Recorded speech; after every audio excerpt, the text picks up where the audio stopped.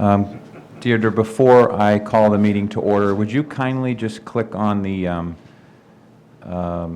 view where it shows all attendees? I don't need to see everybody's, camera screen, but just the list of people that are attending. I want to see who from the committee's here, so when we do votes. Actually, I can do it. Hold on one second. From here, I can't. I can do it from here. I have it on speaker.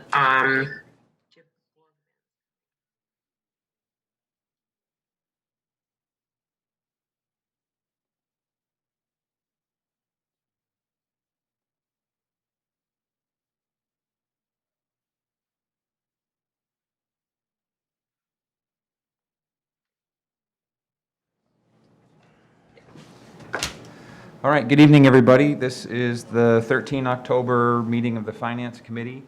As we head down the home stretch for Fall Town Meeting, call the meeting to order, and we'll start with introductions. My name is Peter Berube. I'm the chair of the committee. With me here is Sarah Reyes and John Stedman. And so if you're on the committee, could you kindly just identify yourself so I know who's attending via Zoom? Jim Borgman. Peter McGinnis. Peter Underhill. Okay, so I heard Jim Borgman, Kathy McGinnis, and Peter Underhill. Okay. Deirdre, if you would kindly do me a favor, if Jody, Doug, or Joyce join in, would you just kindly let me know? Absolutely. Okay, super. Thank you. We'll get started. We're going to start with a short presentation by the Capital Planning Committee chairperson, who is Mr. John Barry. All right, thanks Peter, and thanks everybody for having me here tonight. So I'm going to share my screen. Hopefully everybody got our report that we put together, which we sent over earlier today, but I'll share my screen here. Oops, maybe I can't share my screen. Deirdre, would it be possible that I could share the screen? Oh, okay. Doug just, okay, so Pete, Doug just arrived. Thank you. And then I forget how I do share screen. Multiple participants. You should be good to go, John. All right, there we go. All right, give me 1 sec here.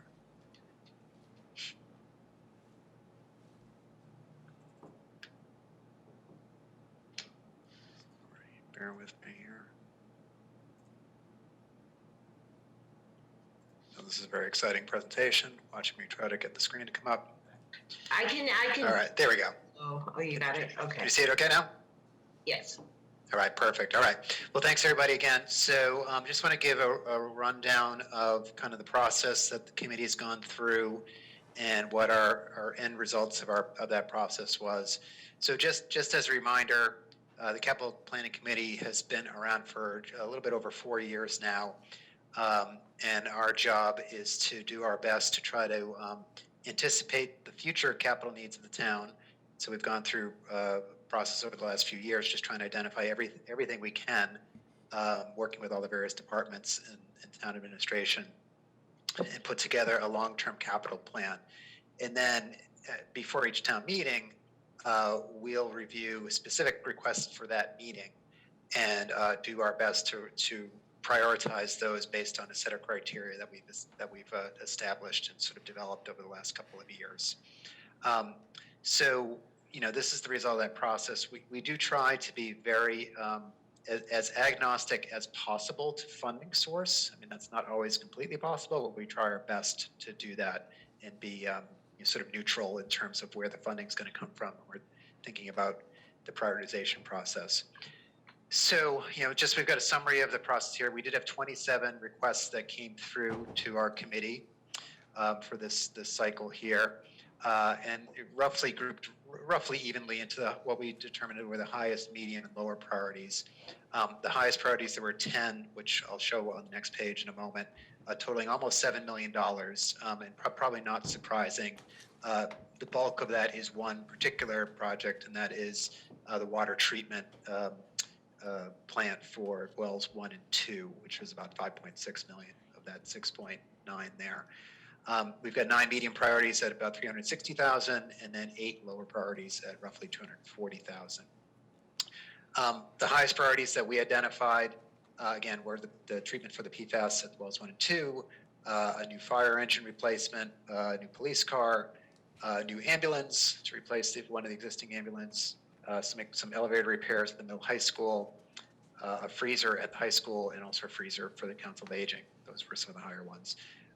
There were a couple of medium priorities that really were right on the cusp of between high and medium, and that was repairing the playground at Oak Grove, and also a new excavator for the, well, it mainly been used for the cemetery, Prospect Hill Cemetery, although it would have other uses around town as well. And there's other on the list too, which we'll get to in a moment.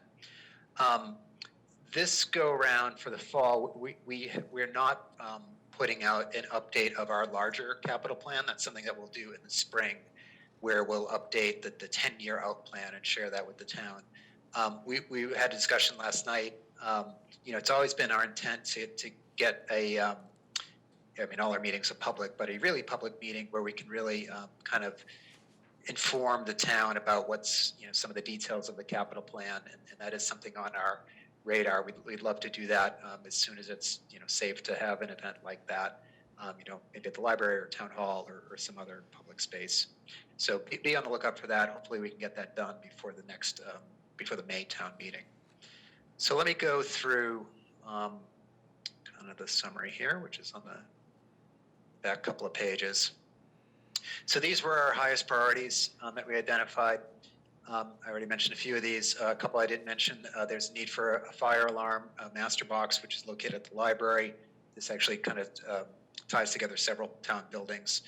A fire panel replacement for the memorial building. Fortunately, the town has gotten funding for that. They've got a grant to pay for that, so that actually will not need to go on the warrant. That's already really been taken care of. As I mentioned, a couple of freezers, one for the school, one for the Council of Aging, a snow plow. It's just the front part, the plow part for one of the DPW trucks, which is needed, a police car, and like I just mentioned, a couple of fire items. One thing that did play into our prioritization process, which is probably worth mentioning here on a couple of these, some of these, the vehicles in particular, there could be quite a long lead time on getting those purchased. And there are other vehicles needed, down the road, especially the police. The chief has done a really good job laying out all the various vehicles he needs for the next several years. So some of you may remember we deferred on the police car last spring. We thought it was really important that one get into the highest priority category this time, partly because of lead time, partly because of other vehicle needs coming down the road. As I mentioned, some of the medium ones, the playground, that was kind of right on the line between high and medium, and the excavator also kind of right on the line. Some of these other ones, frankly, they're all important.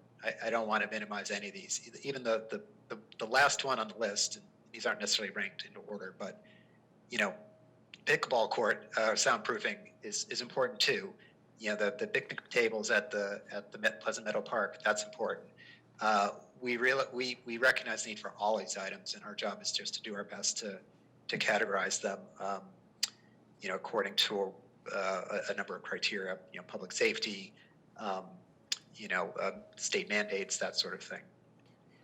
So we did discuss this with the select board last night, and they were largely in agreement with the list. They did ask a couple of questions about if there was money to cover some of the lower priorities, what might those be that that might rise up if there were a few dollars available. And well, there was no definitive answer on that. Some of that came up were the picnic tables for Pleasant Meadow, and also the lighting system for the library came up as a couple. Was if you had a few extra dollars, which I know is probably not all that likely, those two might rise up to the top of that list. But let me pause there. Pete, I don't know if you want to add anything. Obviously, Pete plays a huge role in the committee, and as the finance committee rep, but also just doing a lot of the hard work to get this thing in order. But anything you'd like to add, Pete, to describe the process or No, any of the you're, conclusions we had? you're doing just fine without me, thank you.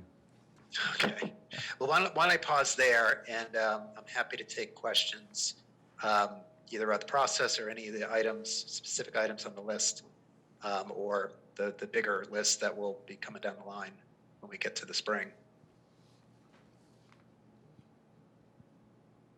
I have a question, John. Yes.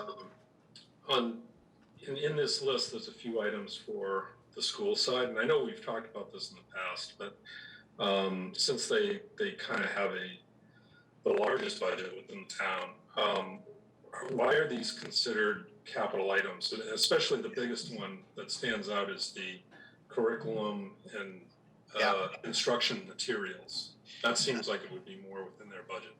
Yeah, great. Thank you. Thank you for asking that question. It's a great question, and it is one that we, I think we've actually kind of stopped debating it. We debated that for a few years as to whether some of these things are capital or not. And it's not just at school. There's other things that are debatable, whether it's capital or not. Frankly, I guess maybe I don't want to speak for the whole committee because we haven't had a formal vote on this or anything, but I would agree these are not capital items. Particularly the two you just mentioned, the computer replacement and the curriculum. Those are just ongoing needs that the school always needs to be replacing computers as they come off lease. Curriculum, obviously, if schools need curriculum. We're not doubting the need for these things, but we would, I think, largely say that those are not capital items. And frankly, going forward, we haven't made a decision on this, but you may see these not go into the capital list in the future. Now they have to go into some other lists because they don't currently exist within their budget. But we're not sure that we should be ranking them as a capital item. John, I will just add a comment is that we have discussed that with, informally with the select board, as well as the school committee, and we are pushing for, and again, it's not just the school committee, but the curriculum one is one that, pops out at us as kind of a obvious, not much of a gray area.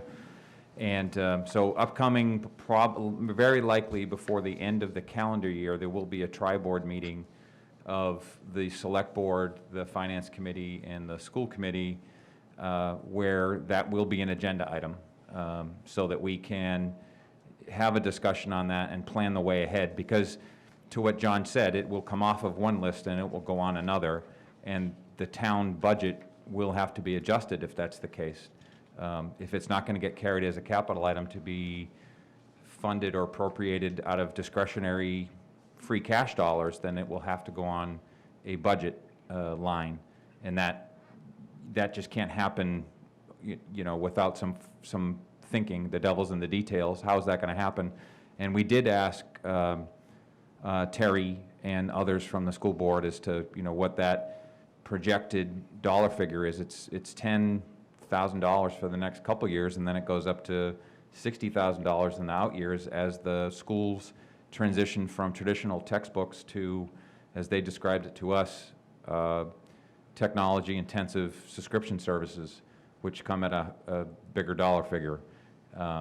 So that is going to be discussed, and we will be pushing to have a well-known universal definition for what a capital item is and what the capital planning committee will consider. Because if it's doesn't meet the definition, then my personal opinion is that we just don't see it in the capital planning committee. That's for somebody else to budget for or to petition, for lack of a better word, the select board for funding.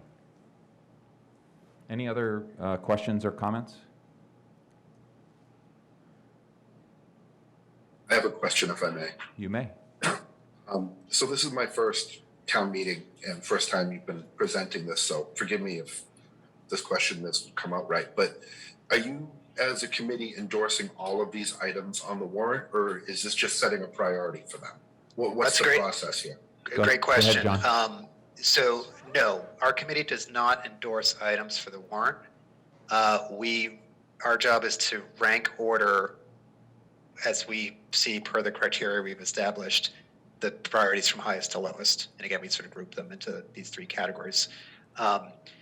So what goes on the warrant is really between the select board and the finance committee This is basically an input item they use in their decision-making process. But, obviously it's a function of how much funds are available. Is borrowing needed? Is it paid from enterprise funds? All that sort of thing. So, no, we do not endorse any particular item as a committee. So there was nothing that was submitted that didn't make it onto this list to your committee? It just was assigned a priority. That's right. So we Okay. review everything. There's a couple things that we end up not reviewing because they get dealt with in other ways. So we may not do it, but generally we'll review everything that comes through. And the pickleball court that came in at the very last minute, for example. So we gave that consideration. While we don't dispute it's a worthwhile project, it was just a lower priority. Thank you. And just to add on to that and to be clear, what John referenced there is if it gets dealt with in other ways, typically that means there would be a set aside or an earmark that would come from the state legislature or a grant, because the town departments are always frequently seeking grant dollars, or our elected select board is seeking earmark dollars from our state representatives, and those can handle quite a few of these projects or have some of these projects in the past. And a portion, just to be, to further that, a portion of the PFAS treatment plants has already been funded. It's not going to cover the big ticket, the entire ticket, but every little bit is going to help on a $5.9 million project. So I think we're getting $2.4 million thus far, and it's still on the list, for funding, for borrowing. I have a question. Go ahead, Sarah. Hi, I just have a question on the playground renovation. I just didn't know if it was discussed for the committee to start some sort of fundraising now for down the road when this equipment starts deteriorating again. Because obviously the state that it's in right now didn't happen overnight. It's been gradual over the last few years. So I'm just wondering if they're going to have a plan in place now while they're getting funds from the town to bring it up to code, so that when this happens 3, 5, or 10 years from now, they can fund maybe most of what they're going to be asking for then instead of coming to the town. I'll take a swing at that, John, unless. Yeah. So the Oak Grove Farm Commission, I think we've heard over this budget cycle, doesn't have much of a budget. They generate revenue from renting fields, and they don't necessarily have a budget that we would say that, in my opinion, is conducive to doing all of the maintenance work that they are. And they're not capitalizing or planning for future expenditures, large-scale expenditures to repair by replacement, for instance, the playground equipment. So that would be a capital need that they should be identifying, as they have with this particular instance.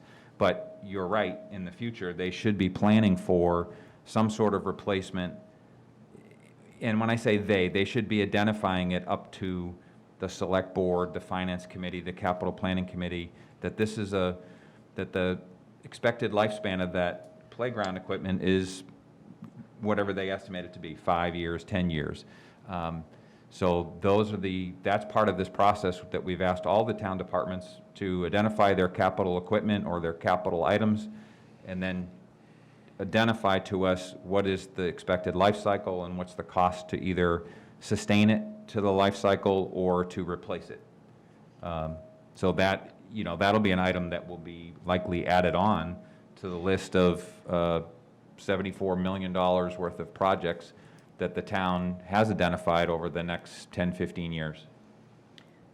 Well, one of the things that they did, excuse me, do you mind? Yeah, no, go right ahead. One of the things that they did discuss last week was a maintenance. Right, And correct, yeah. all of the people who are on that committee are all volunteers. No one gets paid. Speak up, please. You're just going to speak right into it. So sorry. Thank you. I was saying that from last week's conversation, they had talked about maintenance fees, and that right now, to do a fundraiser, they would like to do that, but it would take them probably 2.5 years, 3 years to raise that money. So what they're hoping is that there can be a maintenance fee, but that we can get some form of maintenance fee now and have hopefully volunteers come and help with the monies for the playground. We've had 2 playground committees who have actually built those playgrounds, and it was all from people who lived in the town.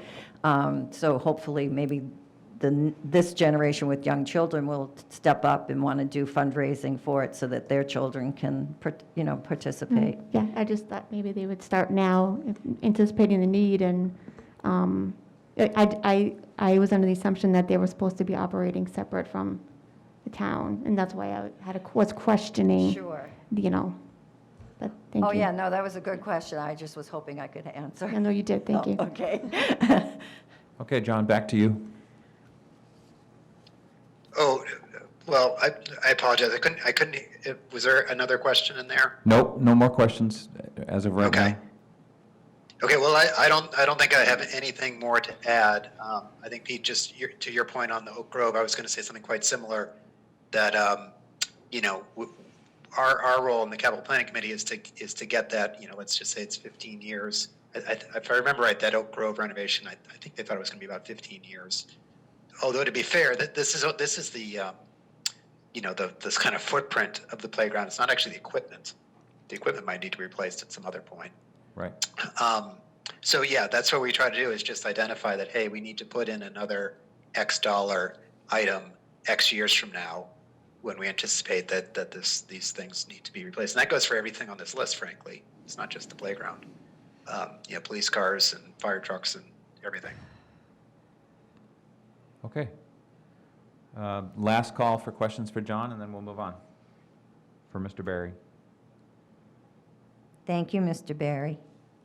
All right. Thanks, everybody. Have a good night. Yep. Warrant's saying that, we've said it every time, John does the bulk, the yeoman's work on the capital planning committee, and there is an opening or a position open on the board, or on that committee. So we are seeking volunteers to help out with that.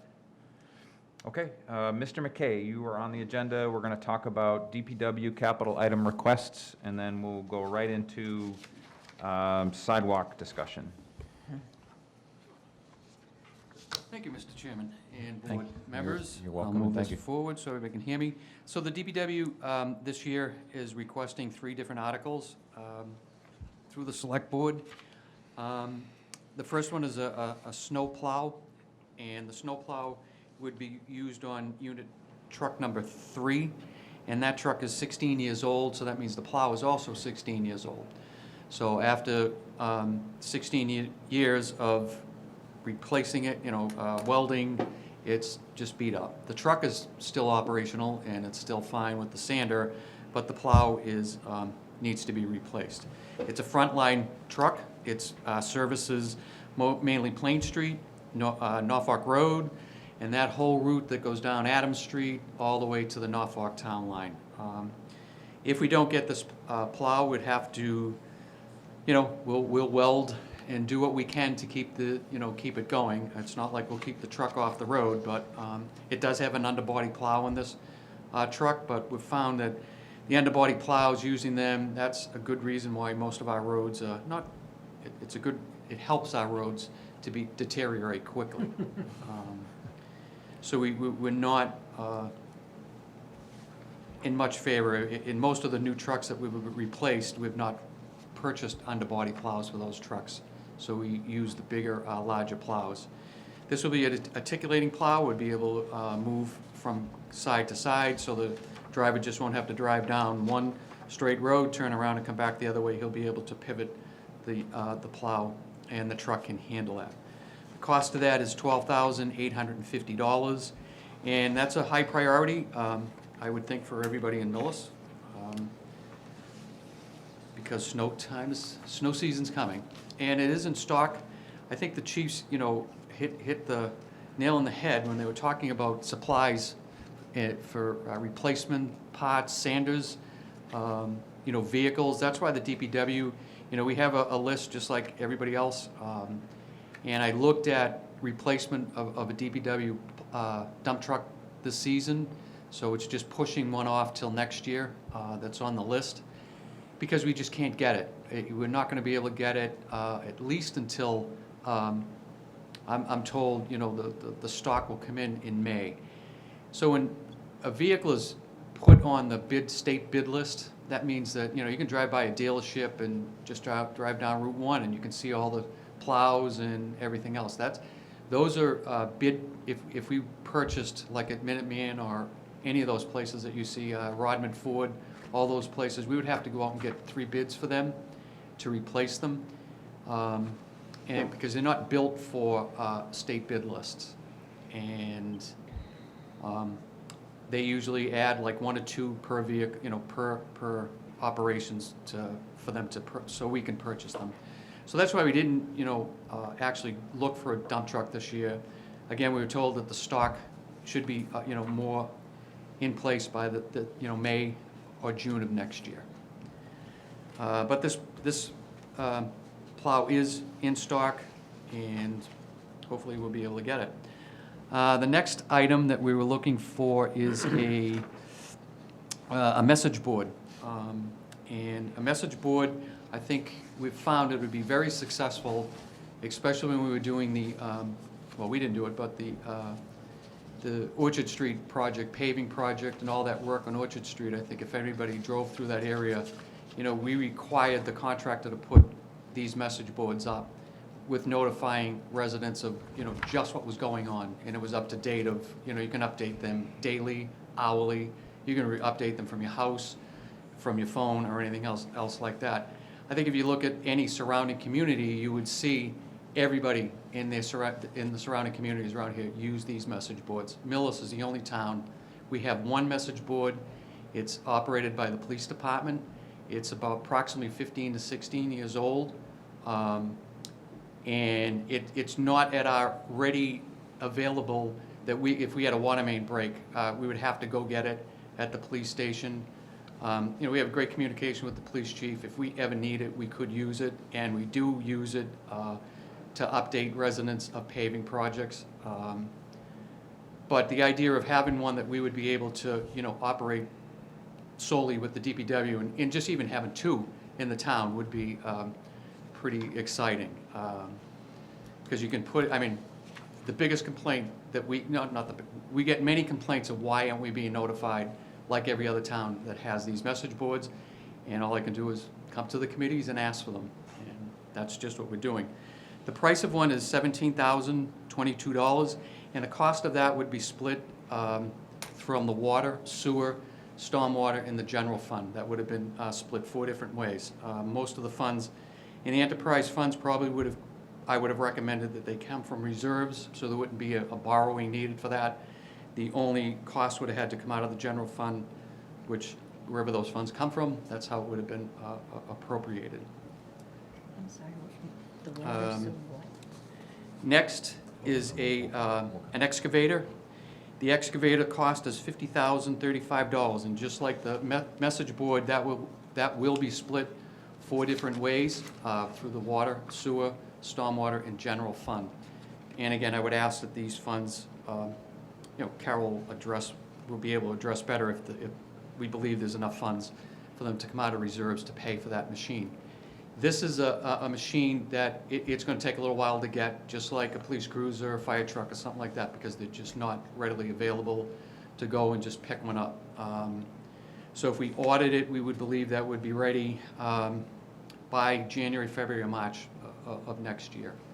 The main use of it is the cemetery committee, which I'm a member of, and there's a select board member, and there's a committee that operates the cemetery.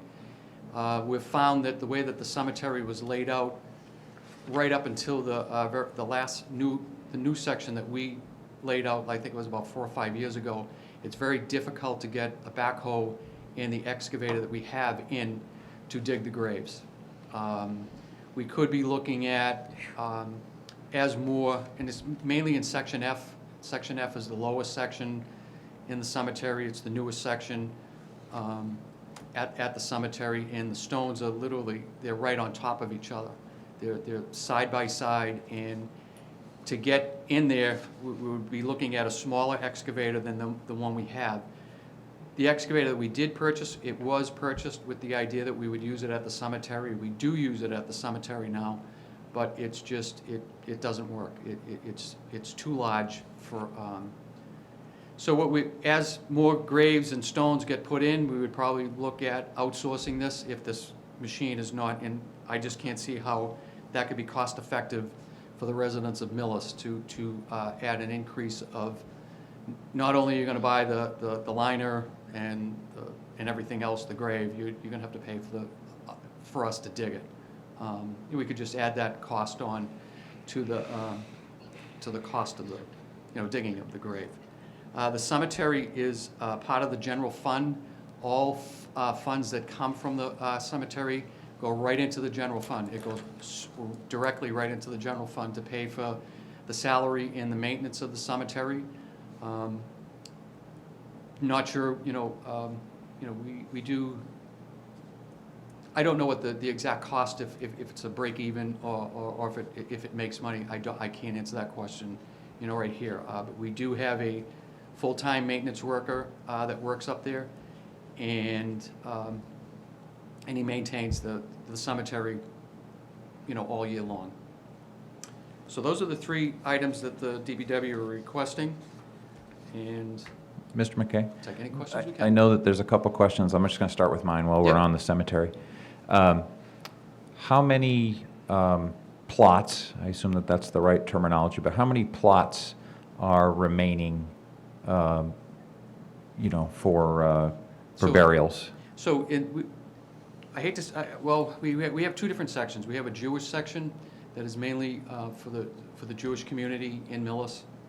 There's several, I'd say 250 to maybe 275, 300, open spots there. At the Section F, we just laid out in the last 3 years ago, I would say we have about 800 maybe open spots there. And if you go to the cemetery, and I encourage everybody to take a ride up to the Millis Prospect Hill Cemetery, it's one of the most fascinating places in Millis. It's a beautiful place to walk. People walk their dogs. We don't like that, but they do it anyways. But it's a historic cemetery. There's a lot of people buried there that you wouldn't believe that are buried there. So in that newest section, when you drive, you'll see Section F. And Section E is the Jewish section. There's a whole laid out area that we took the trees down, I would say about maybe 8 years ago. So we're in the process right now through volunteers laying out that section, and that could yield maybe another 300 to 400 graves. So I think we're all set for a Okay. while. Well, the reason I'm asking is just to see how long the equipment's going to be needed. Yeah, So yeah. Oh, yeah. you've definitely covered that. And I assume that the revenue is generated when someone either purchases a plot, Mhm. and then once they purchase, that's it. There's no No. rental or maintenance No, fee. so and Deirdre will correct me if I'm mistaken, it's $800. It's the $700 goes to the town for the purchase of the lot, and there's $100 that goes to perpetual care. The perpetual care goes into the state, and we get interest payments off of that. We can't use that $100. They use it when somebody files for a grant to upgrade historic cemeteries of that nature and stuff like that. And then we do have a cost for a burial for digging of graves, and that's $400, and it goes for weekends is a higher cost, Sundays is a higher cost, all the way up. So when you purchase the grave at the $800, when you want to bury your loved one, you pay $400, upwards of $600 for weekends. And we do, the cemetery committee has changed the laws that it used to be, it would be one burial per grave, and that would have, whether it was a cremation or a full burial. We've since changed that now you can bury 6 cremations in one lot. So if one person buys a a lot for the $800, you'll be able to bury 6 cremations in that one lot at, I think that's $200 and something Okay, thank per you. burial. Ms. Boyardi? Forgive me if I misunderstood, but you said that we purchased an excavator, and it was too large to be able to do the job that we wanted. Was that the sole purpose of that purchase for that, or is there any way of trading it in for a So- smaller unit so that we kill 2 birds with one stone? So, like anything else, and they're needed, there's usually, when you have equipment in a DPW of that type, you usually have 2 of each.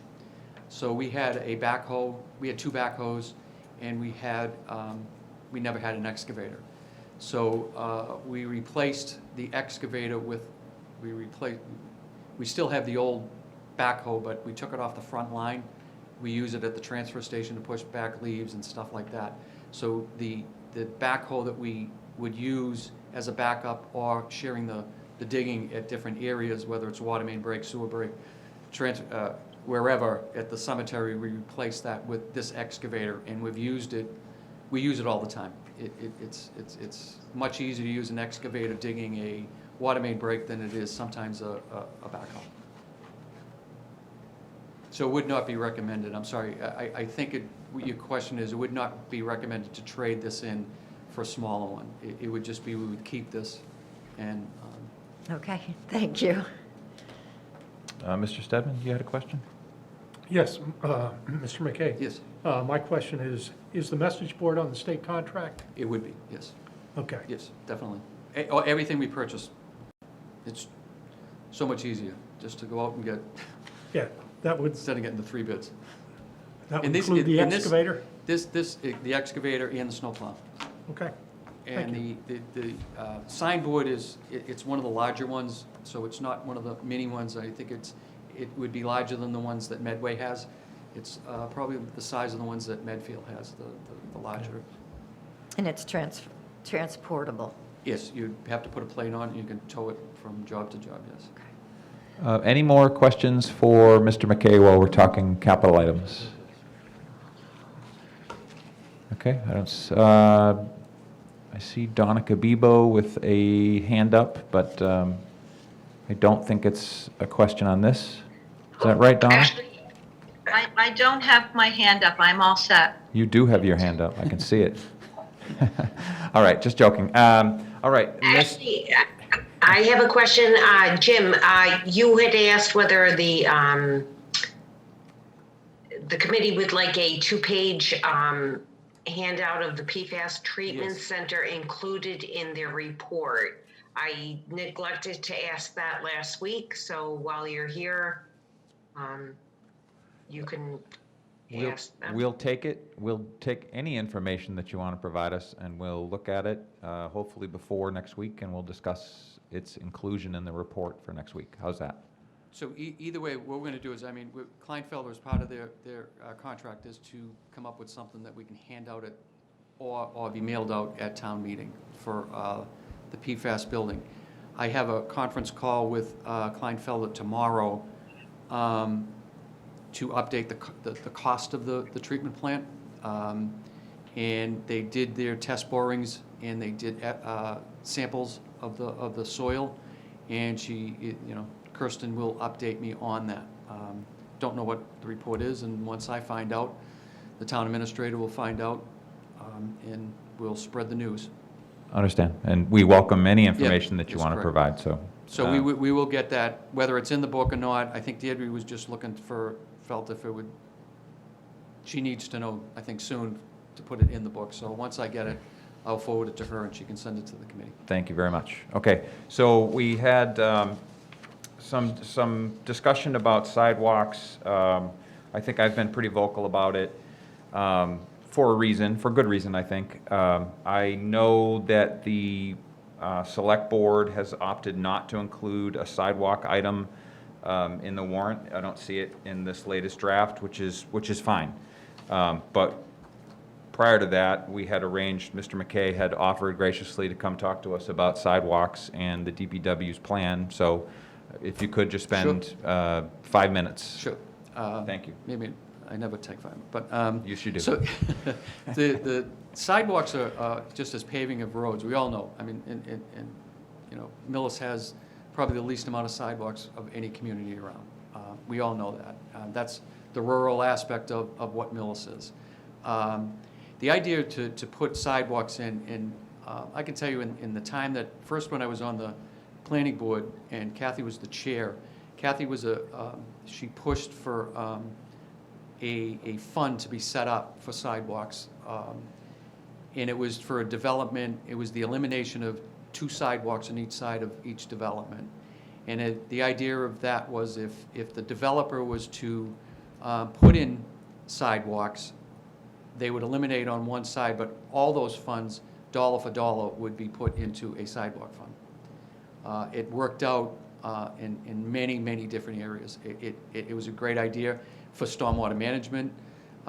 It worked out because, you know, impervious area, or sidewalk is an impervious area. So I think if you look at some of the developments, especially up at South End Farm, there's sidewalks only on one side. I believe that's one of the first ones, Kathy, that we did. So the idea was to keep those funds put into a sidewalk fund, and the sidewalk committee, there was a sidewalk committee at that time appointed by the select board, and there was a good sizable amount of money at the very beginning of this project.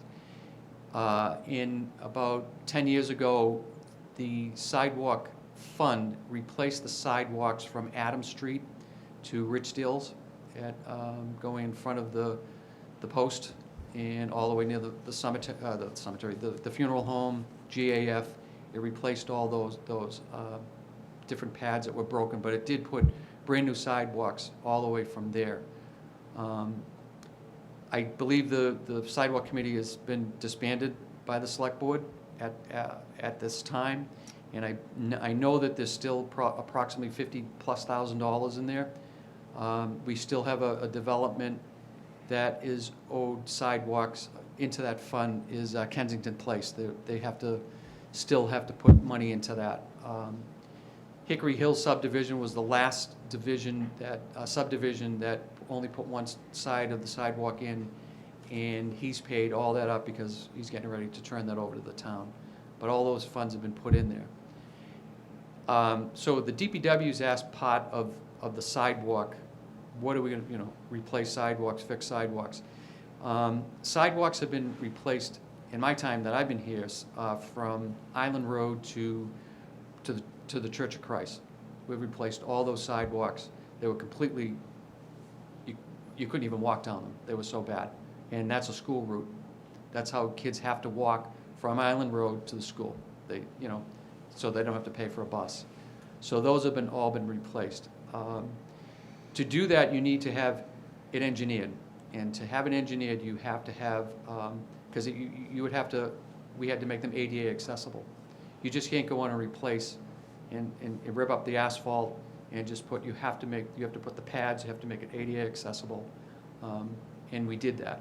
We did that all the way from Exchange Street, like, as I said, from the Church of Christ to Island Road.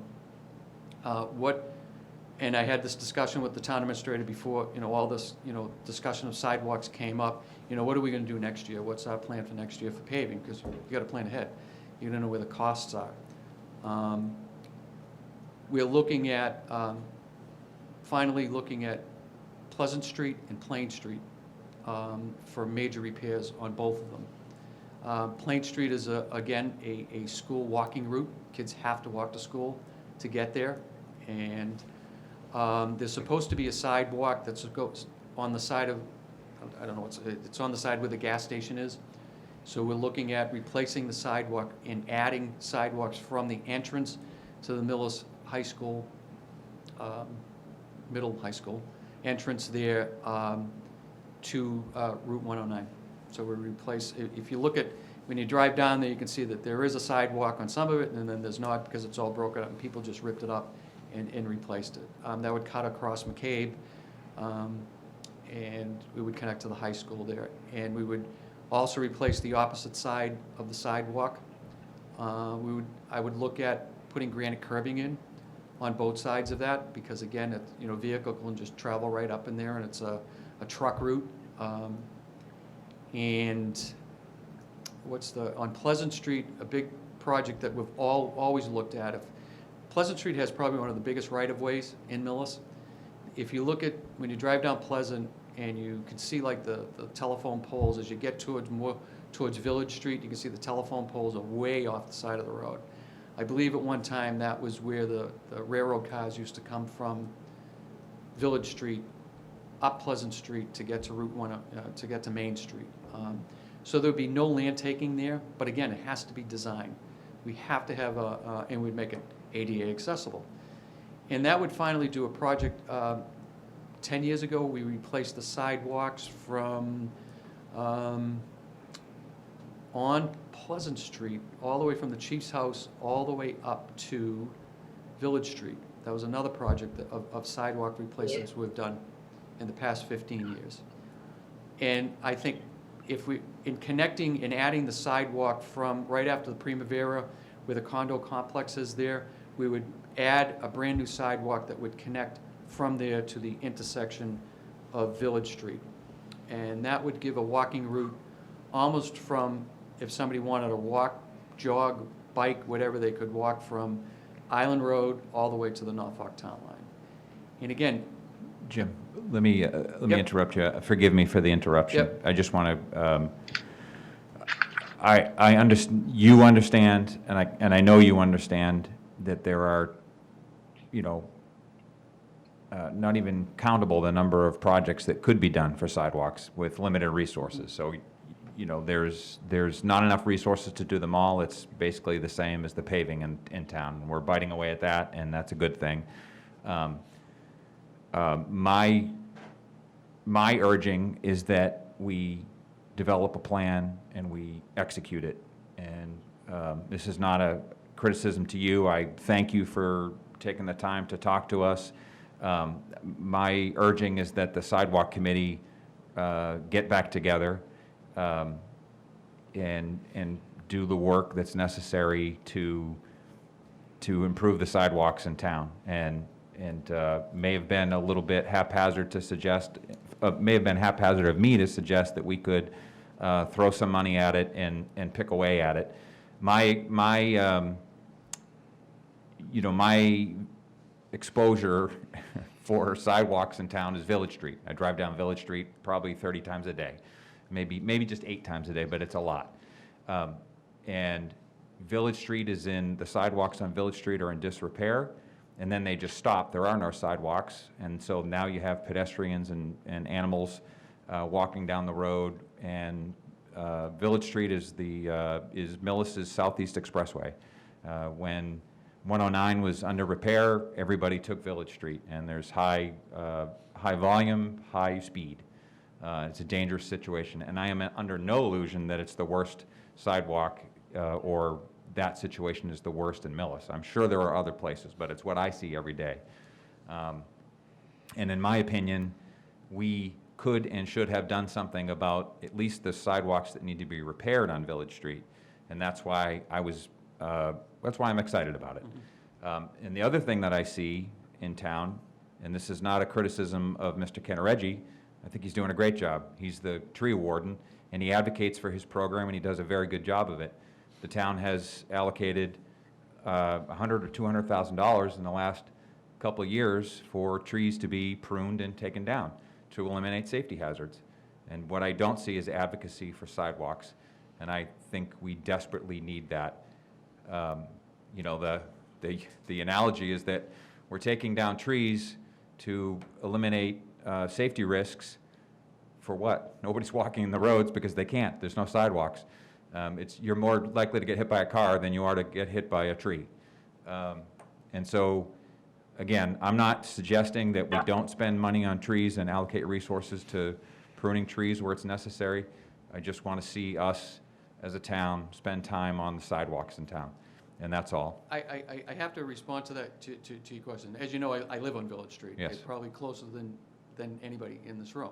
And I know the dangers of not having sidewalks on Village Street.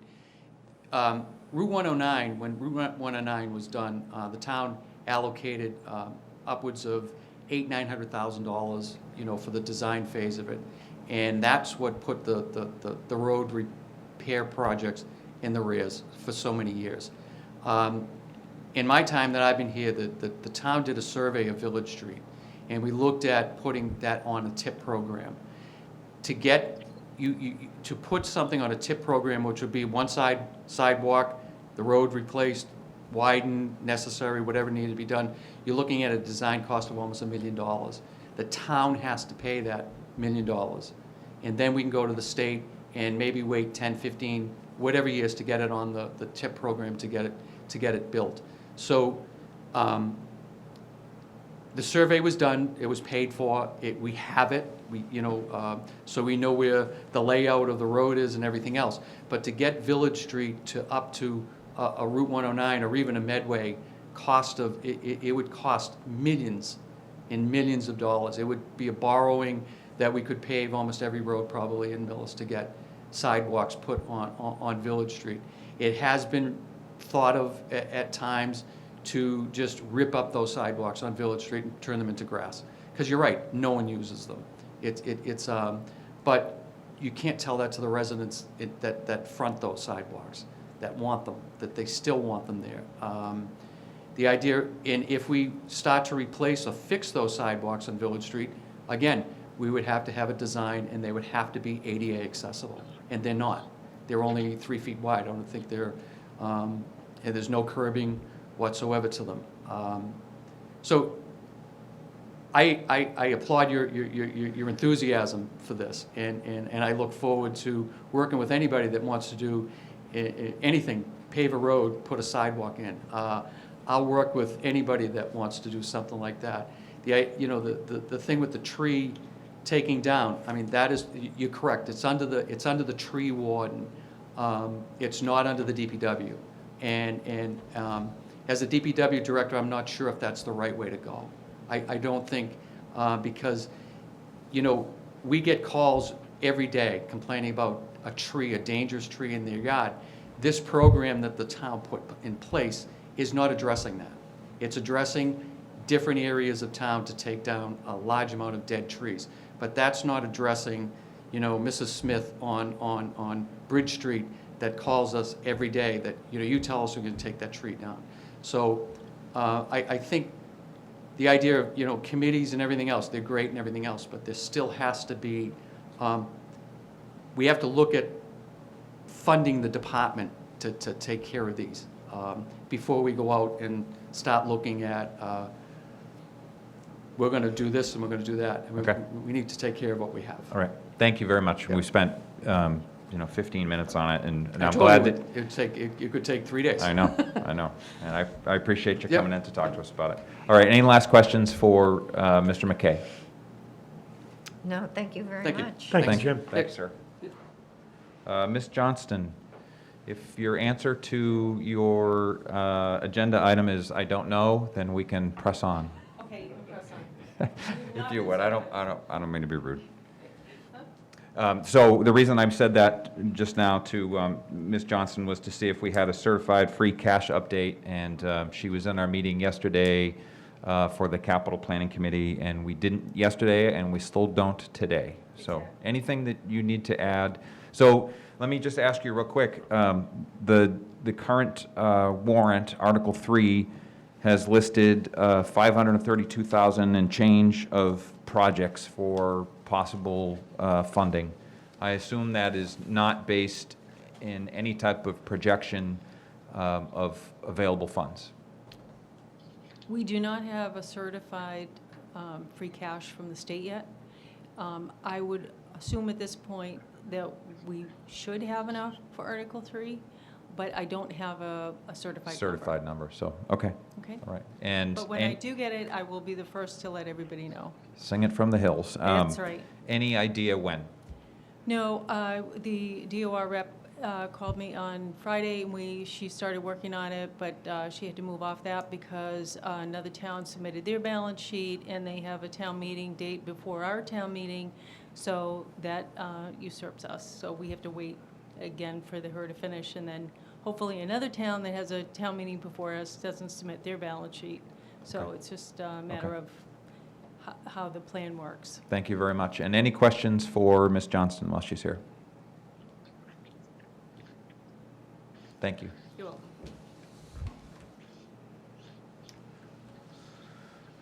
welcome.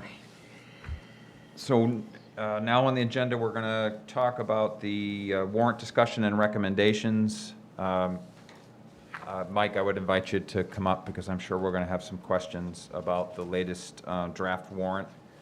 There have been some changes. The select board met last night. So in the quickest way that you can, would you just cover the changes? And then if you would, please humor us. Actually, before, yeah, I think that's fine for now. Would you just cover the changes? Sure. And then we'll begin our discussion on the remaining articles that we need to vote on, that we can vote on. Very good. And just a note for the Finance Committee, Attorney Kate Federoff, who's one of our attorneys, one of our town councils, is online. She's here primarily just to talk a little bit about Article 9, the recommended charter changes, and to answer any questions that the Finance Committee may have in regards to that. So, having said that, I will quickly run through the other articles. Articles 1 and 2 are unchanged. Article 3, just to give a breakdown of that, essentially, for the most part, it encapsulates the highest and middle priorities of the Capital Committee, with the exception of the Select Board dropped the 3 lowest off the middle category, and they added 2 items on. One is the Energy Department for the charging station for $26,800. And really the reasoning behind that is there is a state grant for $50,000 towards that. It's actually a $76,800 project, of which the town would only have to fund $26,800. So the board felt that if there were funds available at that level, it would be something that the town should consider. And the last item was an item submitted by the Conservation Commission, and part of that was really the item, the smallest amount on the entire list. So depending on, again, the funding available, thought that was a good item to address at a fairly low cost, again, if funding is available. Was there much discussion about the message board? The message board, no. The message board came out in the lower priorities, so it really didn't make the list. It certainly will probably make its way up the list for the spring annual town meeting. And so that there wasn't a lot of conversation because of its ranking by the Capital Committee. Okay, thank you. Article, oh, sorry. Go ahead. I just have one comment on the charging station. As I recall, Mr. Weiss said there would be fees for that, for people to use it. Yes. But you can go to Shaw's and Medway and charge for free. So Yeah, there are just pass some, along that there are information. some rare opportunities that some businesses have put in order to attract business. Yeah. So there are some opportunities like that. Part of the reason there for a charging station, there's certainly some economic development interest in that because there's the location that they're looking at is near a lot of our businesses downtown, restaurants, and other businesses. I heard what he said. Yeah, from a location standpoint, but your point is well taken. I'm not sure why I'd pay if I could get it for free. If you can find an open spot there and you've got things to do while it's charging, then I would say go for it. Article 4 is unchanged since your last meeting. Article 5 has been added. Again, this was on the capital list, and it rated extremely high. I think it was number 2 on the entire list. So this would be a borrowing for the new ambulance. Article 6 is unchanged. That's the fire engine, engine 1. Article 7 is unchanged. That's the senior tax work program. Article 8, the stormwater regulations, is unchanged. If I could skip Article 9 just for a moment, just because the last ones will be quick. The other ones will be quick to deal with. It's fine. Article 10 is unchanged. That's tree trimming for $40,000. Article 11 is unchanged.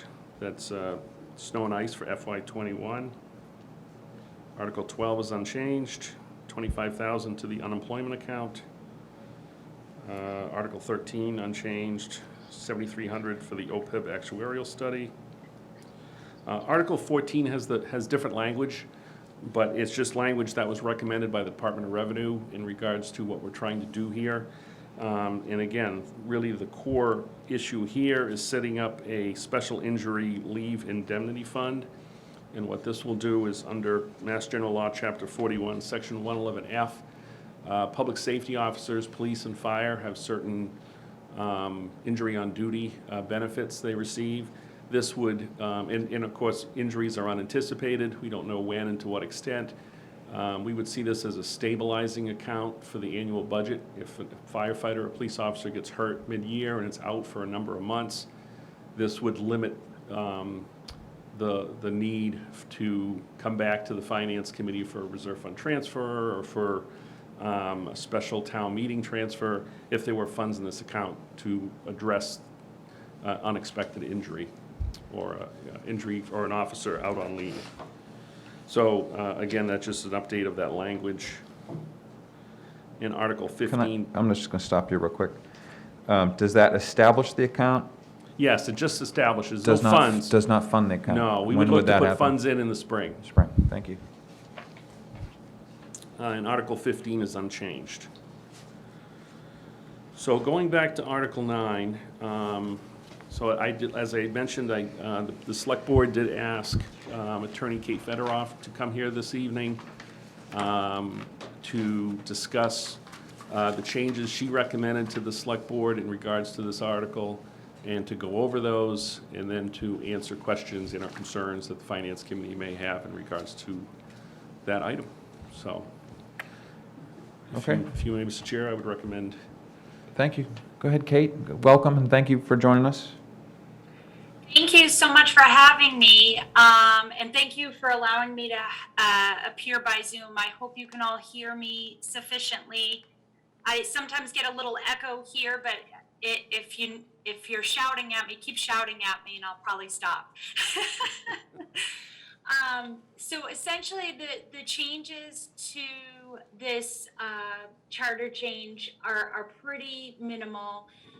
What the board wanted was to allow or maintain the appointments of the big department heads, right? So you have, obviously, the board will continue to appoint the town administrator, but we kind of ratcheted back all of the appointments to go through the town administrator that were the big ones. So that's the fire chief, the police chief, the finance director, the DPW director. So those will be retained with the board. The other appointments, in addition, they wanted to maintain a little bit of a check and balance on the town administrator.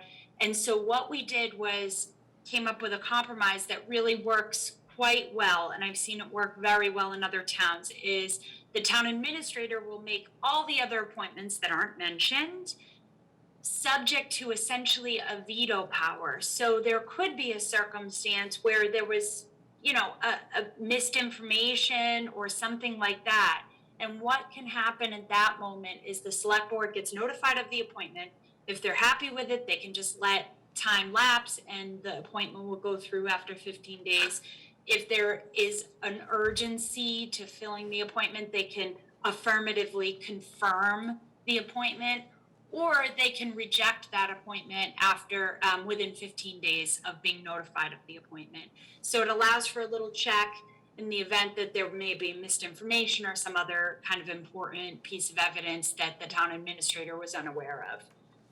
That's kind of the biggest change that goes on. The second change Kate, can I that ask? we talked about, sorry, did someone interrupting? Yep, that was me interrupting you. So it's Pete Berube, I'm the chair, and quickly, you're on the topic, so before you got too far ahead.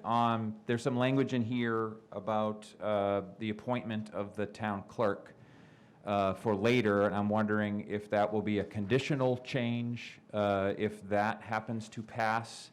Will there be contingent language adding that to the list of appointments or not? I can speak to that. Please Mr. do. Chairman. So you'll see in the list of the Mike, powers. please speak right up into Oh, the mic just so that they can hear you. Sorry.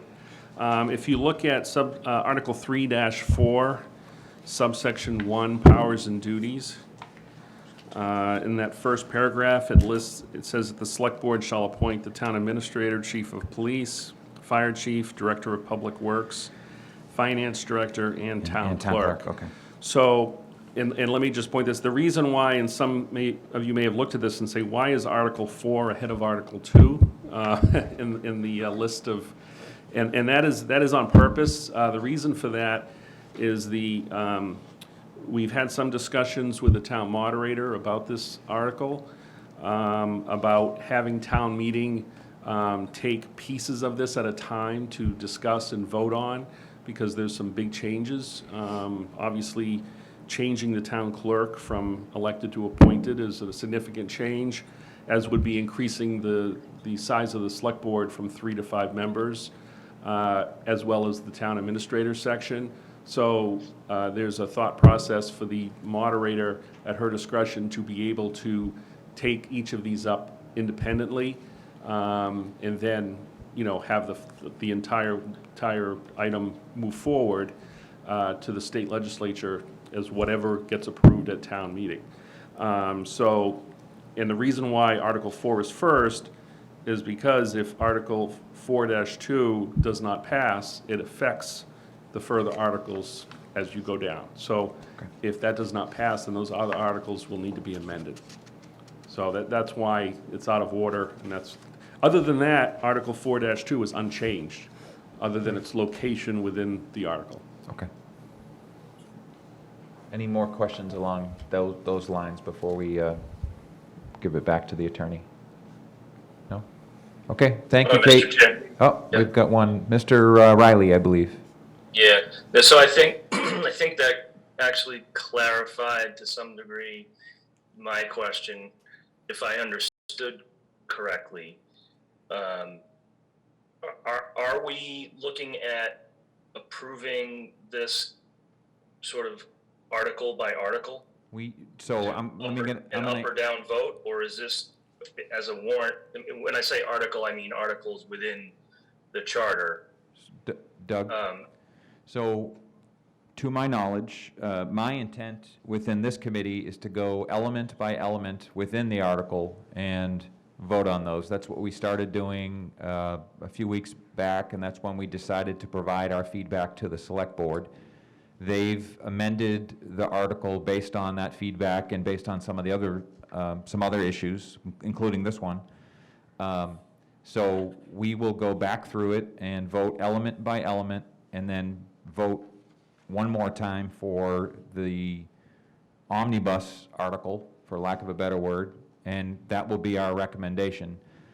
The town moderator, it's to her discretion, as far as I know, and she's on board here, and as is the attorney and as is the town administrator, but they can correct me if I'm wrong, but I believe it's the town moderator's discretion as to how she proceeds with the vote at town meeting. She can do one item, the whole thing gets discussed and voted once, or she can use her discretion to do it the same way that we've done it here, or perhaps how the select board has done it, which I believe is the same way, but it could be element by element and then a final vote at the end.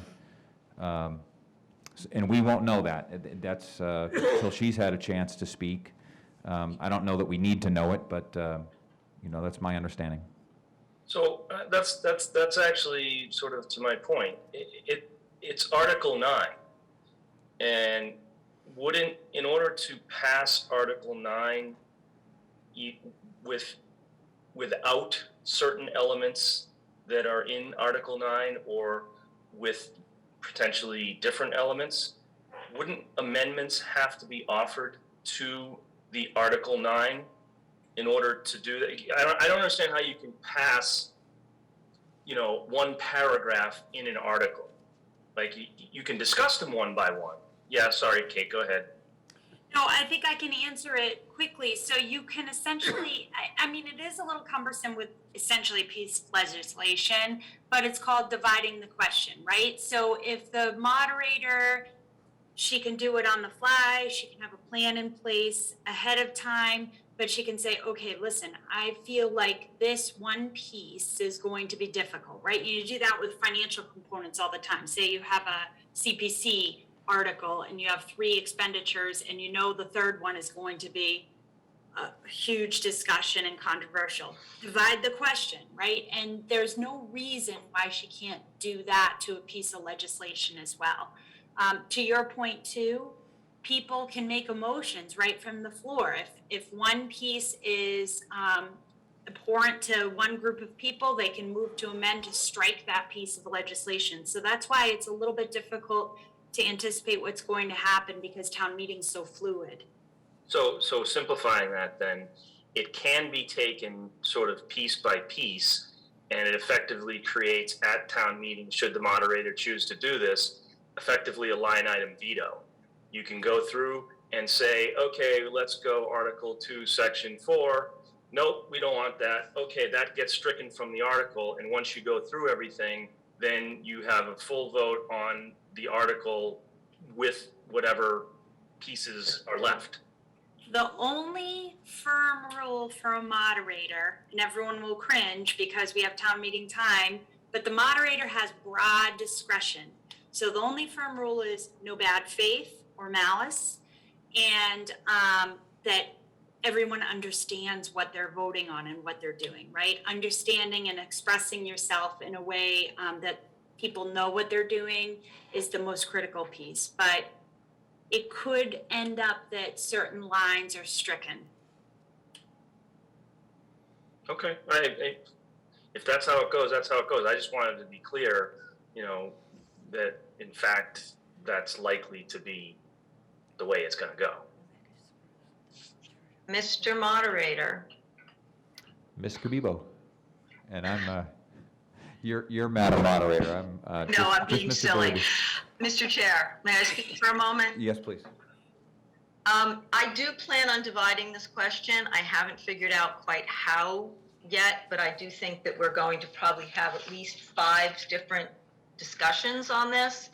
I'd like to believe that my process will be that once we voted on each of those sections, that vote stands and we move forward. I do need to make sure I'm doing this from a legal standpoint correctly, and this is new to me, so I'm telling you what I'm thinking right now. That process might change as I do more research and have more conversation. But this is way too cumbersome to expect that we're going to work through it and then vote on it all at once. I just don't see that being a productive way of having a discussion here. So yes, once we vote on the first section, which would be Article 4 in this case, if it goes down, then obviously there's going to be amendments to the parts that come after that. Because if they're not going to appoint the town clerk, then there's language down here that references that. So we have to make amendments. And I'm sure there's going to be amendments from the floor. I think this is going to be a very lively discussion. So, I do think that, the kind of line item veto, dividing the question process is definitely where I'm going with this. So. And sorry to interrupt you, and will we be literally reading every piece of this article in order for clarity as far as discussion and voting goes? That's a great question. I'm not sure that reading it is going to help with clarity. I may request that we put this up on a board behind us. I was going to say, at a minimum, this article ought to be a handout so that people have reference. Well, the article is going to be in the warrant. People can get that. I think this needs a visual in front of us, quite frankly. I don't think a handout is sufficient. Well, more is better, right? Because there'll be people that either don't get the warrant or forget the warrant or don't get a warrant when they, Okay. We do this all the time. So Doug, I get it. I understand where you're coming from. I need to do a little more thinking about the best way to go about this, and killing trees might not be the best way. And Okay. Don, You're the boss. hello. So, sorry about that. So, Donna, Doug Riley is responsible from the Finance Committee to, he will lead the discussion from the Finance Committee at town meeting. So his questions are completely germane. I would just like to curtail it and ask, and I think you guys definitely need to talk. Yep. And we have a ways to go back through this draft anyway. So I suspect that you two will be talking, and I think I'll just, for now, just turn it back to Kate so that we can get through the rest of it and then let her go and then continue our discussion, because we're going to vote on this tonight, is my plan. Okay, sounds great. Okay, so in line with the changes to the appointment authority of the town administrator, there was just a little paragraph adding that the select board is the chief executive, and it kind of made it a little more cohesive just to add that, but that's generally true regardless. So then the other minor change was simply to say that there was a line in there that said the town administrator has the authority to essentially require elected officials to appear.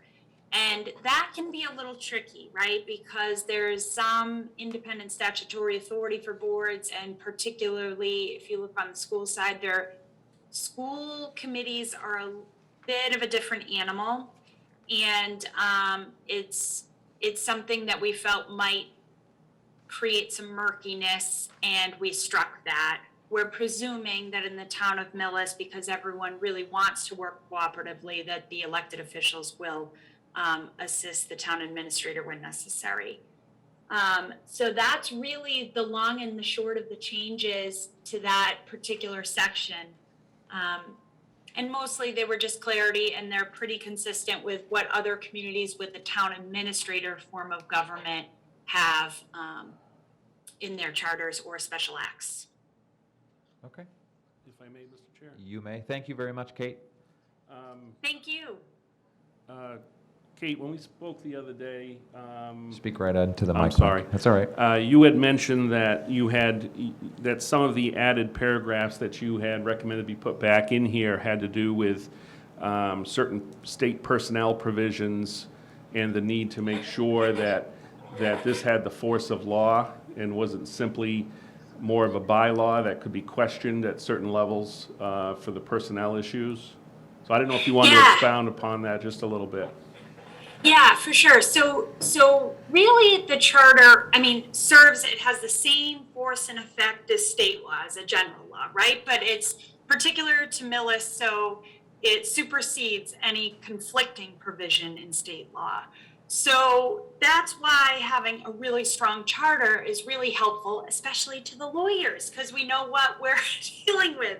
Because there are those governments that just create a town administrator and sort of willy-nilly by vote or by bylaw give them authority and power. And that can be a little too flexible, frankly, to give clarity for us to give guidance. So where there was a state law on point, for example, the appointment powers, it's really critical to have it in the charter rather than a bylaw, because a bylaw obviously can't conflict. It can complement a general law, but it can't conflict. So I'll give you a for example. The chapter 111 gives the Board of Health appointment authority over its agents. And so absent a charter provision or a special town administrator act, which divests that authority from the Board of Health and gives it to another authority, whether it be a select board or a town administrator or a town manager, the Board of Health has that. And what results is often difficulties with employment equity and things of that nature, because when you have different appointing authorities, you have different rules, you have different compensation, you have different benefits. It's just really unwieldy from a labor and employment perspective. Similarly, like the procurement issue, I really like that to be in a bylaw, in a charter rather, because the state law allows you to appoint, but this says who's appointed, and it's not something that's changed willy-nilly. It's clear. You don't have to do a reappointment every time you get a new town administrator. So it just streamlines government, where government can oftentimes be fatty and unwieldy. So those were the kind of suggestions that I said, no, I think this one is appropriate to stay in the charter. It's unlikely to change, and it really helps us define roles and keep people in their appropriate lanes. Okay. Mike, good. Everybody, anybody have any more questions for Kate while she's still here? And she's welcome to stay, but she's welcome All to right. leave. No questions. Well, thank you so much for having me, and I don't think I will see you for town meeting, but good luck. I may shoot you an email. Please do, Doug, please do. Feel free, anybody. You too, Donna. Thank you, Kate. All right, have a great night. Thank you very much. Good night, Kate. Okay, Mr. Kaczynski, back to you. I think that covers the warrant, Mr. Chairman. If there's anything else or any questions on anything that I went through.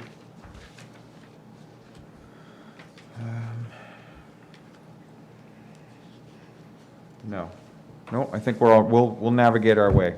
So we're All fine. right. We're going to continue our discussion. And I will stick around in case there are any questions from Okay. the Finance Committee that come up. Super, thank you very Thank much.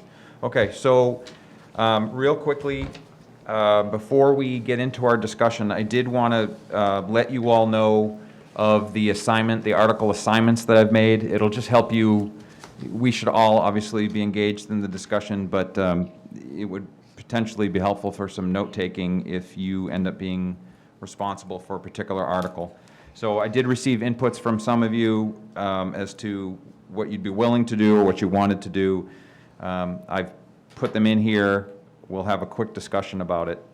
If there's any substitutions or trades to be made, or this is loose. It's tentative. So Jody, I have you down for unpaid bills, and that's Article 1, and Article 2, budget adjustments. If you could just acknowledge with the thumbs up. Yeah, that's fine. Okay. That's fine. Okay, I'll take Article 3, capital items, Kathy McGinnis, Article 4, PFAS water treatment plant. Kathy?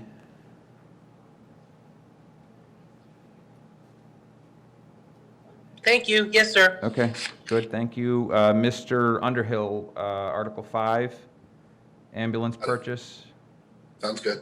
I'll take Article 6, fire engine purchase. Senior work program tax abatement amendment. I have Sarah Reyes. Okay, thank you. You're welcome. Stormwater bylaw regulation amendment, Peter Underhill. Okay. Thank you. Doug, Article 9. Good luck. Tree pruning and removal, Mr. Stedman. I'm not enthusiastic about that one, but Okay, we can discuss it, but let me go through this and we'll see what happens. Snow and ice deficit, I have Mr. Borgman. Yep, good. Okay. Unemployment account, I have Mr. Stedman. it's fine. OPEB actuarial study, I have Ms. Boyardi. Article 14, I have Ms. Reyes. Thank you. And then the rescind balance, Article 15, I have Ms. Boyardi. So that is we're not going to get, there's 9 of us, I think. We're not going to get to an even disbursement. But based on some of the dollar figures, based on some of the committee assignments, based on the complexity and some of our experience here, that's what I came up with. It's imperfect. Mr. Chair, Yes. if Mr. Stedman would like the OPEB funding, I am happy to take the tree pruning. That's fine. Okay, if that's all right with you. Yeah, it is fine with me. So just restate that one more time. I will do this tree pruning, Okay, and Mr. Stedman will do the OPEB. got it. Deidre, most importantly, did you, I can send these to you, but did you get most of those? I do believe I did, yes. Okay, all right, well, I will send this to you We swapped tomorrow. out, John for Joyce for the tree pruning? Yep, Is they, that s- it? they swapped Article 10 and Article 13. Joyce has Article 10, John has Article 13. Okay, got Okay. it. All right, terrific. Okay, so now we're going to go, I'd like to, unless there's any objection, I'd like to start with the latest copy of the warrant. We've already voted on some of these items, but we'll just affirm that we don't need to vote on something if we already have. So on tonight's meeting materials, Article 1, I don't show that we voted on it. I think we have all the information to vote on it, so I will take a motion on Article 1. Mr. Chair, Ms. Garzon. I move that we vote to approve, or that we recommend approval of Article 1 in the amount of $14,348.02 for unpaid bills. So it looks like $13,167.05 would come from free cash. Is that correct? Yes. Yes, it is. Okay, and then $357 would come from sewer enterprise funds, and $465 would come from water enterprise funds. Second page. $358.97 would come from stormwater enterprise funds. I second, Mr. Chair. Okay. It's been moved and seconded that the committee vote to recommend approval of Article 1, transfer available funds in the amount of $14,348.02 for unpaid bills as previously itemized. Discussion. None heard. All those in favor will say aye when polled. Pete Berube, yay. Jody, Yay. Doug, Yay. Joyce, Yay. Jim, Borgman.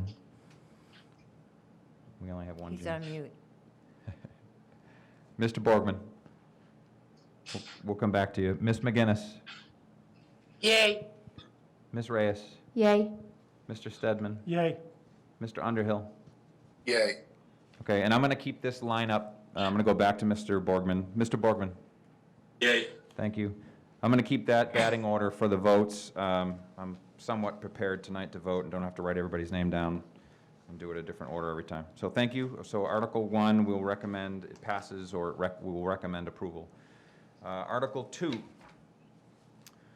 I don't believe has changed based on the rundown that we have. I believe we have all of the information to vote on this. I'll take a motion.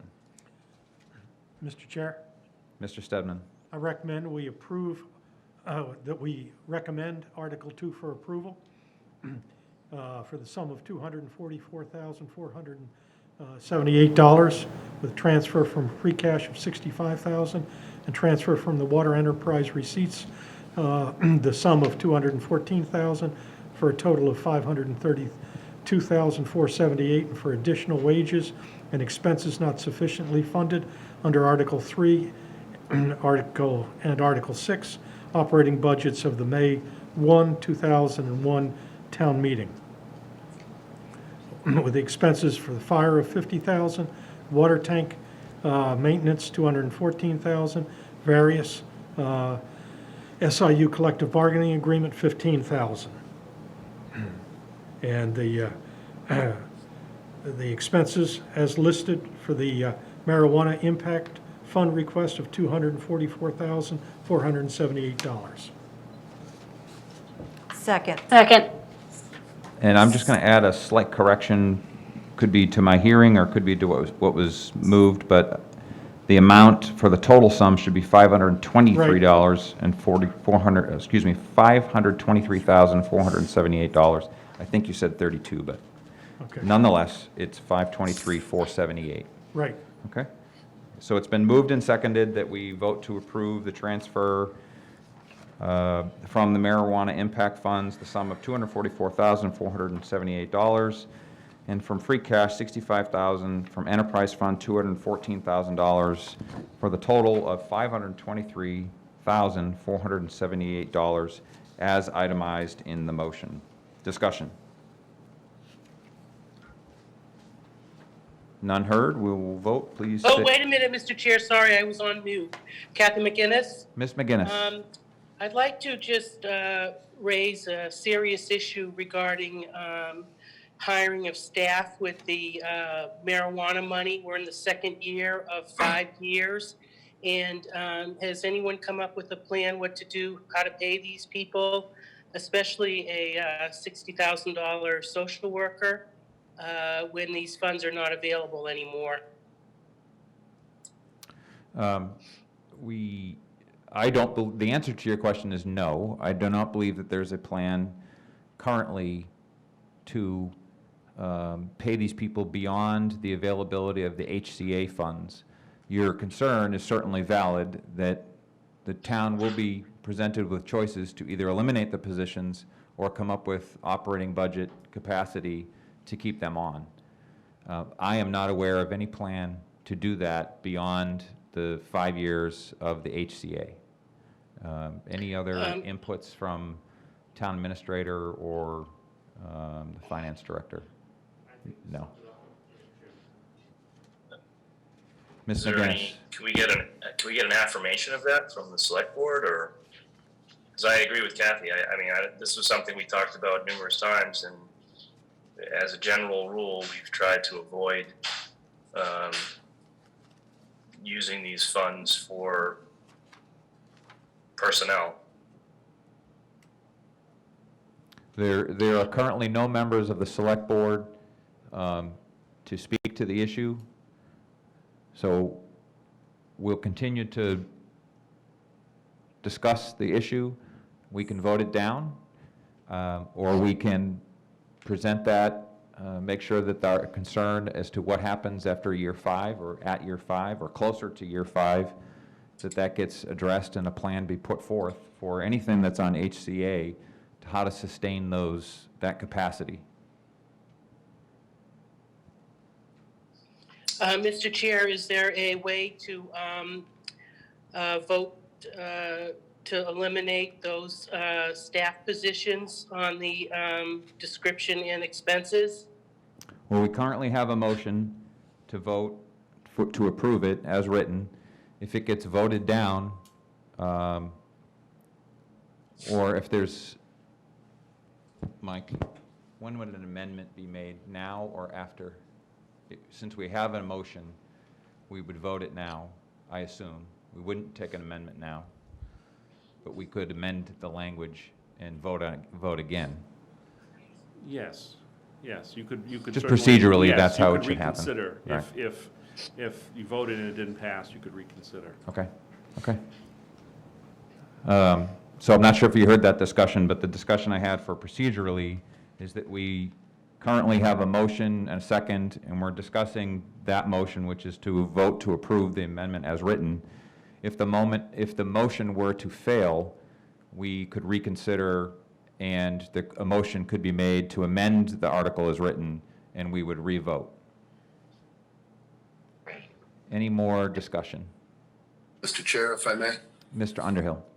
While I can understand and sympathize with the committee's position or some people in the committee's position that we shouldn't fund a full-time position with these monies, this isn't a one-time thing. We're borrowing trouble. We're in year 2 of 5, if I'm correct. Mm-hmm. So we have time to address this issue before the money runs out. It's not like we're doing it with a one-time grant. This money will be here next year. Am I correct?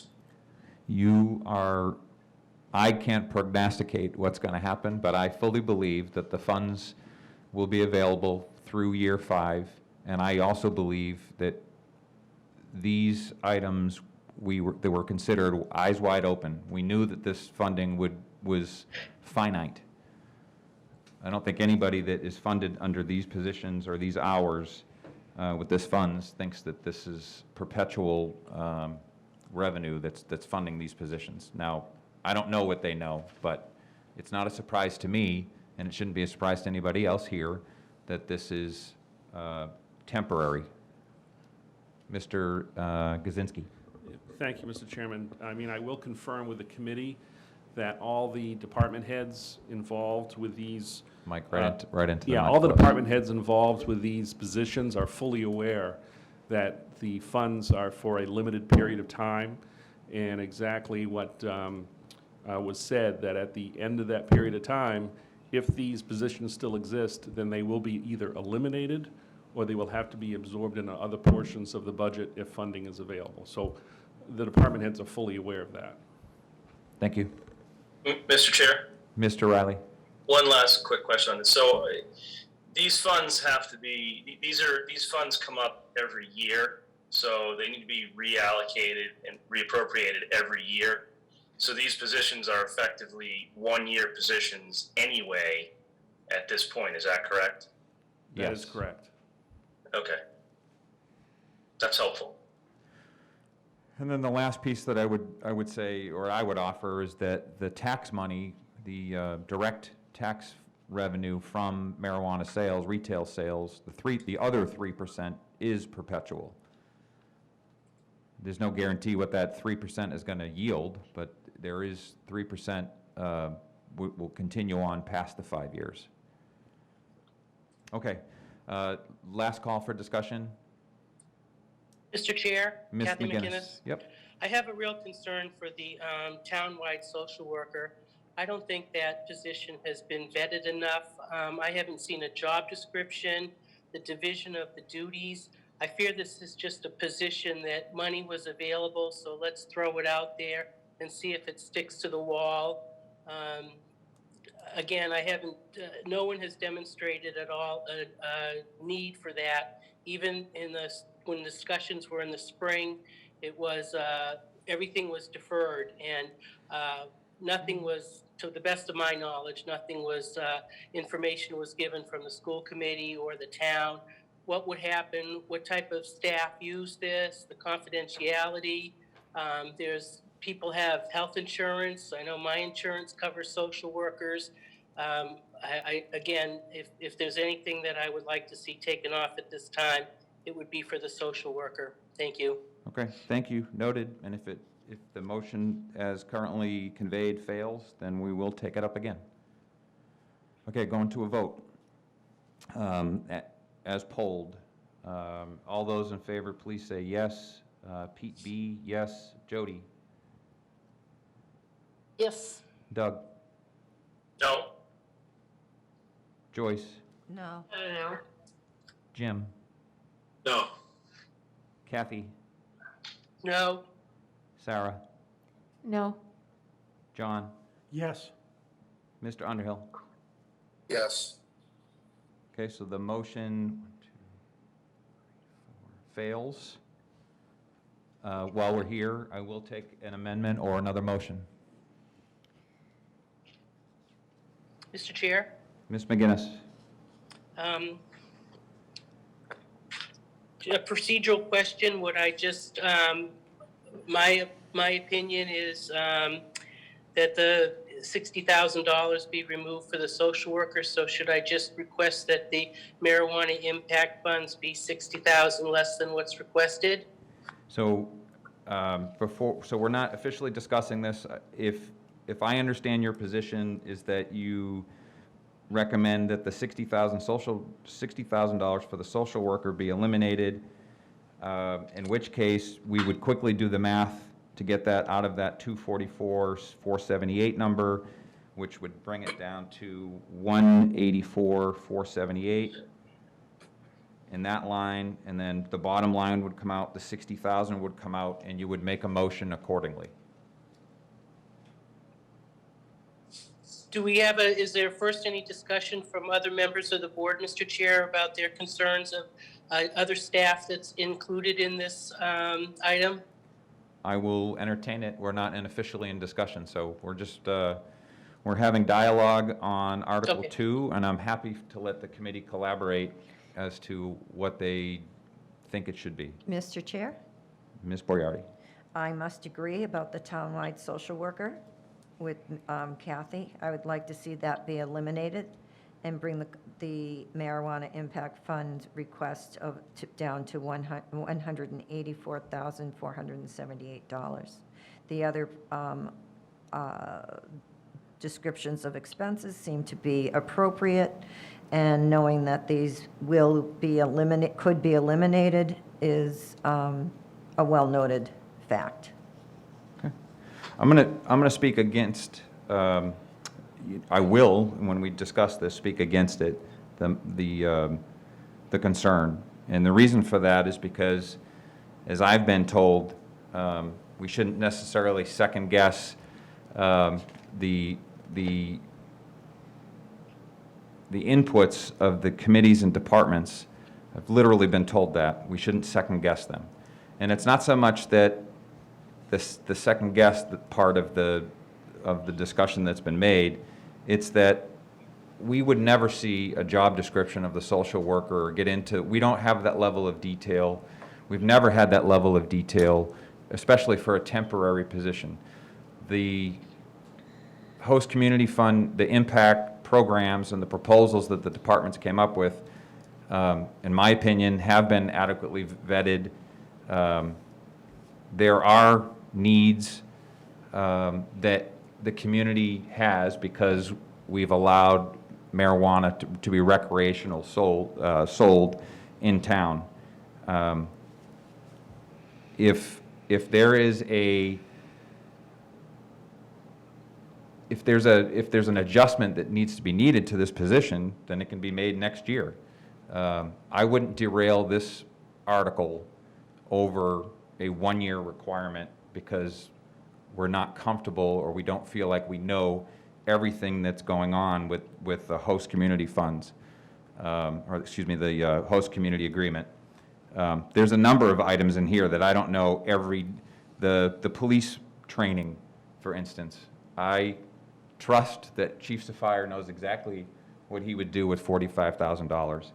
The school, I trust, knows exactly what they're going to do with $60,000. And I don't need the level of detail that's being requested. And I don't feel that that's a good enough reason to eliminate it from the article. Mr. Chair, as oftentimes, and this is just my opinion, once something is in place, it's very seldom changed. Even though we know that this could be a 1 year, once somebody has been hired and knowing that the money's available for 5 years, I don't see that this position would be eliminated. Thank you. Mr. Chair. Mr. Riley.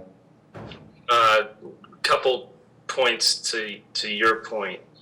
I do know for a fact that the marijuana training for the police is there are specific programs with identifiable costs per officer to take these classes. So that one's a little clearer to me. At first I didn't notice this, but this social worker is listed as a town-wide social worker, but the request is coming from the school. Right. So I'm sort of curious how those two fit, and is this really more of a school social worker, or it seems if the position is town-wide social worker, the request ought to be coming from the select board or the health department, the board of health, or something other than the school. That's a good point.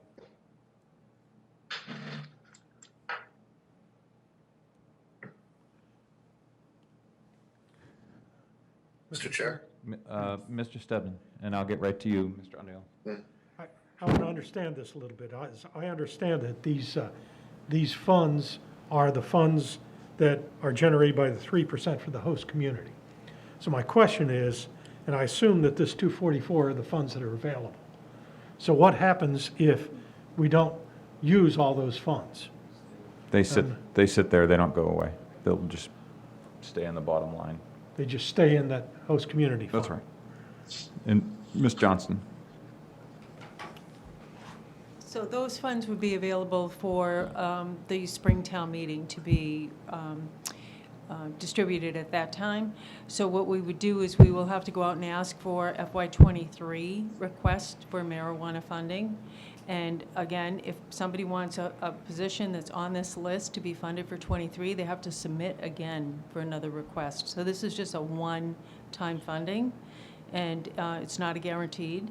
And so it has to go, just like we had all the other requests that we filled in the fall and that we filled the previous spring, the spring and the previous fall.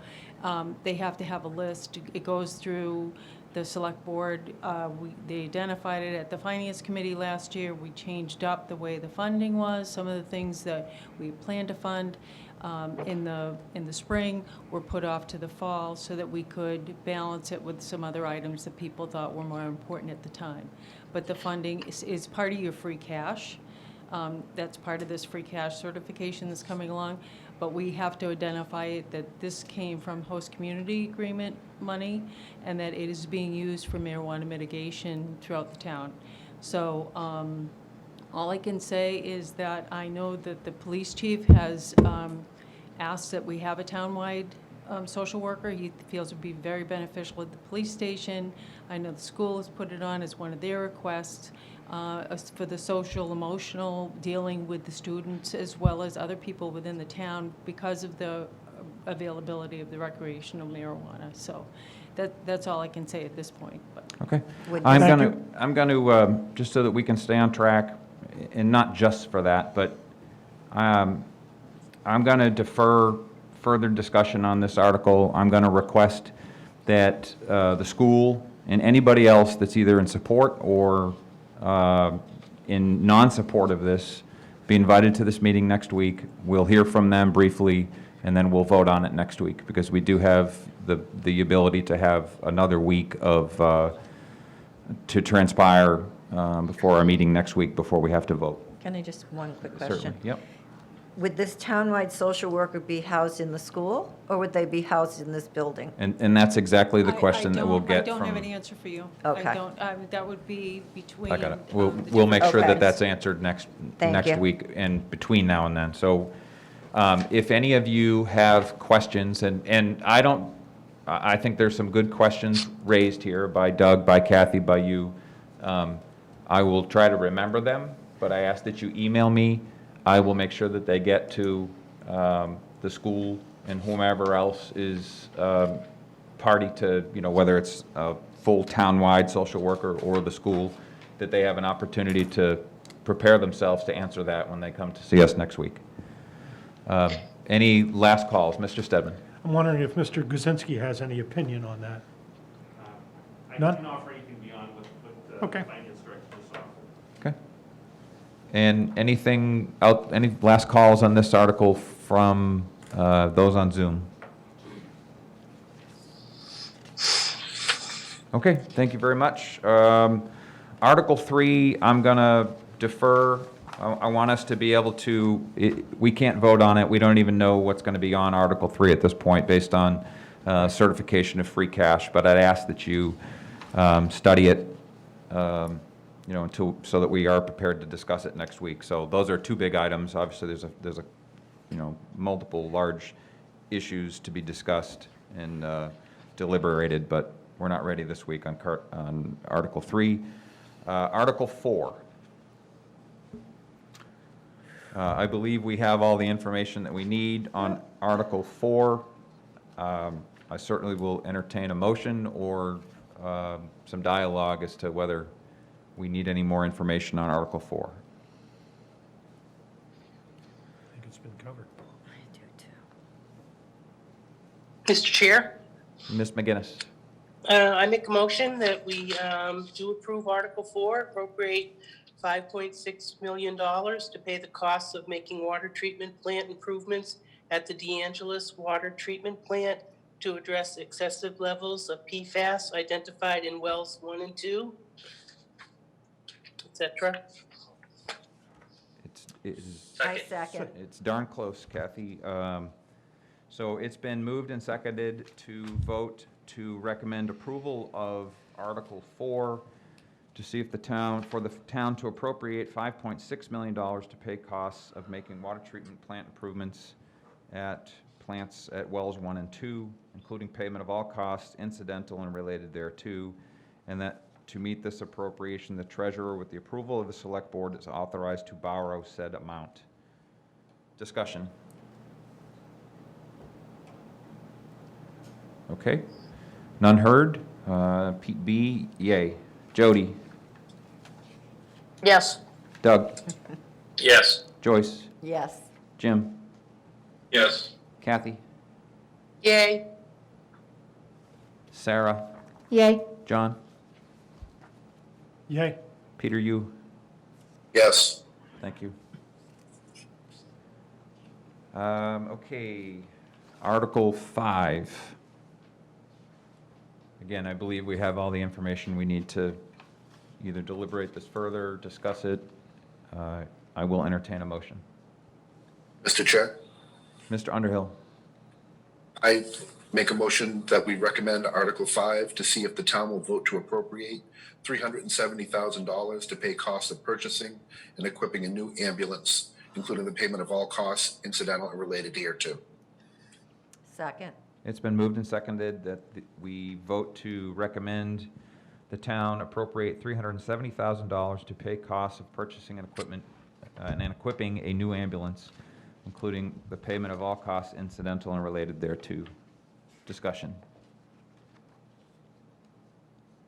Mr. Chair? Ms. Garzon. I don't know if this has already been discussed, but it would be helpful if we could see the updated debt schedule. So, before town meeting, we would kind of know where this would slot in with other amounts rolling off. Okay. So I'm just putting that out for discussion because I Yep. think the finance director is still there at the meeting with you. and that would Actually, be super she- helpful. Yep, she provided me with the debt schedule today at my request, because my plan is part of the chairman's comments or a letter up front and the mailing.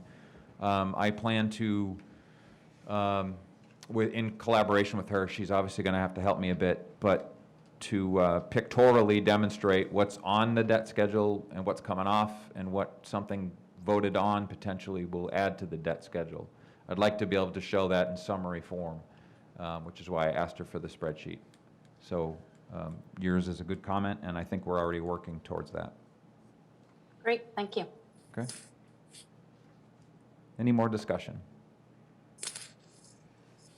And just for clarity, Ms. Johnston, this is this will be out of the town's, I forget what you call that, but it's basically a short-term borrowing, not it's from what you're running, like your capital the same lending that we used for instance, the Braun property. That same line of. It's going to be a Long-term? it'll be long-term. Okay, all right. Because more than likely it will be. Could you speak combined- right into the mic, sorry. More than likely it will be combined with the fire truck. Okay, So, but that would be, the treasurer will let us know what the best avenue to go. with better this. rate and et Exactly. cetera, et cetera. Okay, Exactly. all right, thank you. Okay, no further discussion seen or heard. We'll take a vote.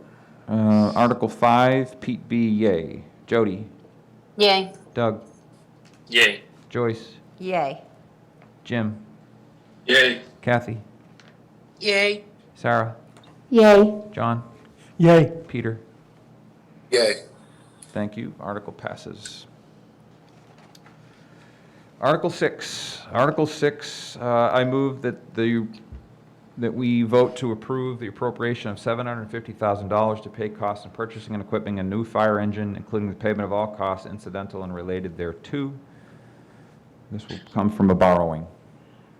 Second. It's been moved and seconded that we vote to approve the appropriation of $750,000 to pay costs of purchasing and equipment a new fire engine. Any discussion? None heard. Go to a vote. Pete B, yay. Jody. Yay. Doug. Yay. Joyce. Yay. Jim. Yay. Kathy. Yay. Sarah. Yay. John. Yay. Peter. Yay. Thank you. Passes.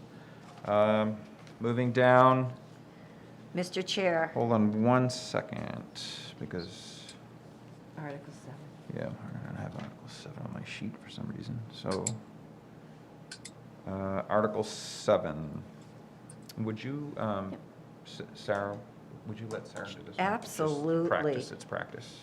ahead, Mr. Sarah. Chair, I Ms. move, Reyes. I move that we vote to approve Article 7 to see if the town will vote to approve increasing the senior tax work program amount from $1,350 each year to $1,500 each year pursuant to MGL Chapter 59, Section 5K.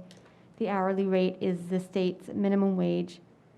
The total amount to be used in the program will not exceed $31,500 in any given fiscal year or to take any other action related thereto. Second. It's been moved and seconded that the committee vote to, the Finance Committee vote to approve, recommend approval of increasing the senior tax work credit program from $1,350 each year to $1,500 each year. Discussion. I just have one Mr. Stebbins. question. Is there an income limit for this? I am unaware of that. Ms. Johnson, do you happen to know? I know. I suspect that there is, but. Yeah, there is. There is an income limit for this. I think that usually we don't get enough seniors that fall within that category, so some people may go above the limit. But that would be at the discretion of the Council on Aging Director. She's the one who runs the program. Currently, we have 21 slots. 20 slots, the seniors themselves work the program. It's right now it's 100 hours at minimum wage, which is $13.50. With the minimum wage going up next year to $14.25, the only way for us to increase it would be to have this article. I'm the only one that can't hear her. I'm sorry. Yeah, I can't hear her either. All right. Okay. Right now, the program has 21 slots. 20 are seniors that actually come and work for the town in various roles. They work 100 hours at minimum wage. Right now is $13.50. The minimum wage will be going up to $14.25 in January. So in order to accommodate that move, we need to put this article on here. So it still will be at minimum wage, $14.25 starting January, where they could max out at $1,500. There is one slot that we have that this disabled senior has someone else do the work for them, but they get the benefit. So that's what makes up the 21 slots. It's under the direction of the Council on Aging Director. Okay. Okay. Any further discussion? Okay, we'll go to a vote. I think it's already been voted. Yeah, Did we vote it? this I'm sorry. already, Okay. yeah. That's probably why you don't have it on your sheet. That is why we didn't have a. Thank you, Deidre. All right, so Yeah. now's a good time to bring up an administrative, or not really administrative, but a comment to especially our new members. So just so that you know, the way that this happens during town meeting, the motions that we're kind of coming up with ad hoc right now, the motions will be written for us, and we will read them verbatim. Okay, so we'll actually go through those at pre-town meeting, so that if there's anything that we need to point out, like a grammatical issue or something like that, that'll be already taken care of. But we will have motions drafted for us. So really, all you need to know up front is the sequence. And we will designate who will make the second. It's very easy, and it's really just semantics, the second.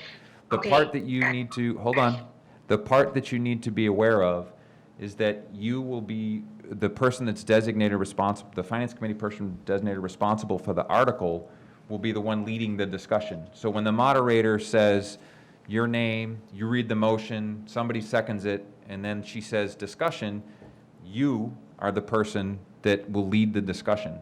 And so all of these comments and questions, the idea behind the discussion is to, one, raise points, both for and against, especially if we have debate on an article, for instance. We could have a minority opinion given. We'll cross that bridge if and when we come to it. But you want to, in your discussion, come up with the reasons that you want to make sure that you cover the reasons that were the main points discussed, and especially how the committee voted. It's your job to represent how the committee, in the majority, voted on an article, to support the article. But that's not to say that you have to, you know, necessarily not shy away from discussion that we've had or deliberations that we've had. I encourage you to come up with that stuff or to put that stuff in there. You also want to give information that's not in the motion, that the details that will help somebody who hasn't been to these meetings, help them form their opinion in a short period of time and help them cast their vote. That's really what the discussion's all about, in my opinion. So just as we're going through these, just make sure that you, because you're going to get a homework assignment, all the Finance Committee members are, we're going to have our discussion points need to be drafted well before the pre-town meeting, and we'll actually give a synopsis of the article, basically 2 sentences to Deirdre by next Thursday or Friday, after, be the day or two after our next meeting on the 20th. Okay, sorry for that. Okay, so Deirdre. Okay, so as far as I had documented, the Article 7 was already voted on. Yep, and we haven't voted on Article 8, right? Yeah, we need to vote on Article 8. Yep, that was my mistake. I just sped along. It's okay. It's my birthday. Okay. Happy birthday. Thank you. Number 8, Article 8. Mr. Chair, Mr. Underhill. I move that we vote to recommend approval on Article 8 to see if the town will vote to amend Article 1, Section 7.1B of the town's stormwater regulations by adding subsection 10 as follows. Setting bottom floor elevation of buildings to a minimum of 2 feet above seasonal high groundwater elevation. Or take any other action related thereto. A second. It's been moved and seconded that the Finance Committee vote to recommend amendment of Article 1, Section 7.1.b of this town's stormwater regulations to setting a bottom floor elevation of buildings a minimum of 2 feet above the seasonal high groundwater elevation. Discussion. Mr. Stedman. I've yet to see any compelling reason to do this, that the current regulations are creating a problem. I know other towns have done this, and Veto had answered some questions, but I still didn't see any compelling reason to do this.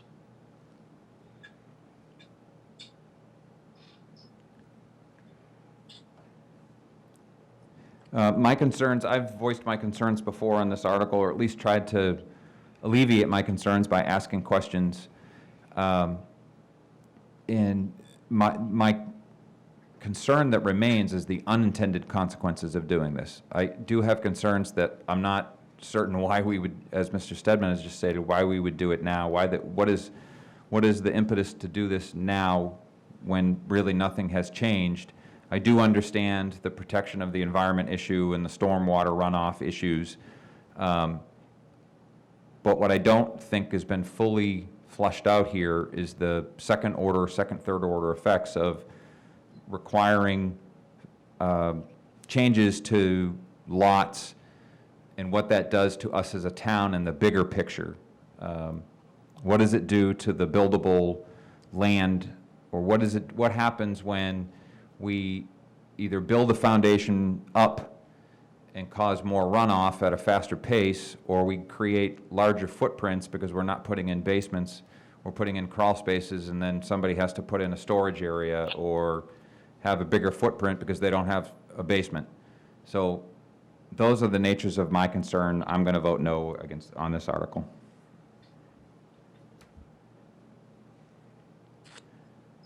I'm going to vote yes.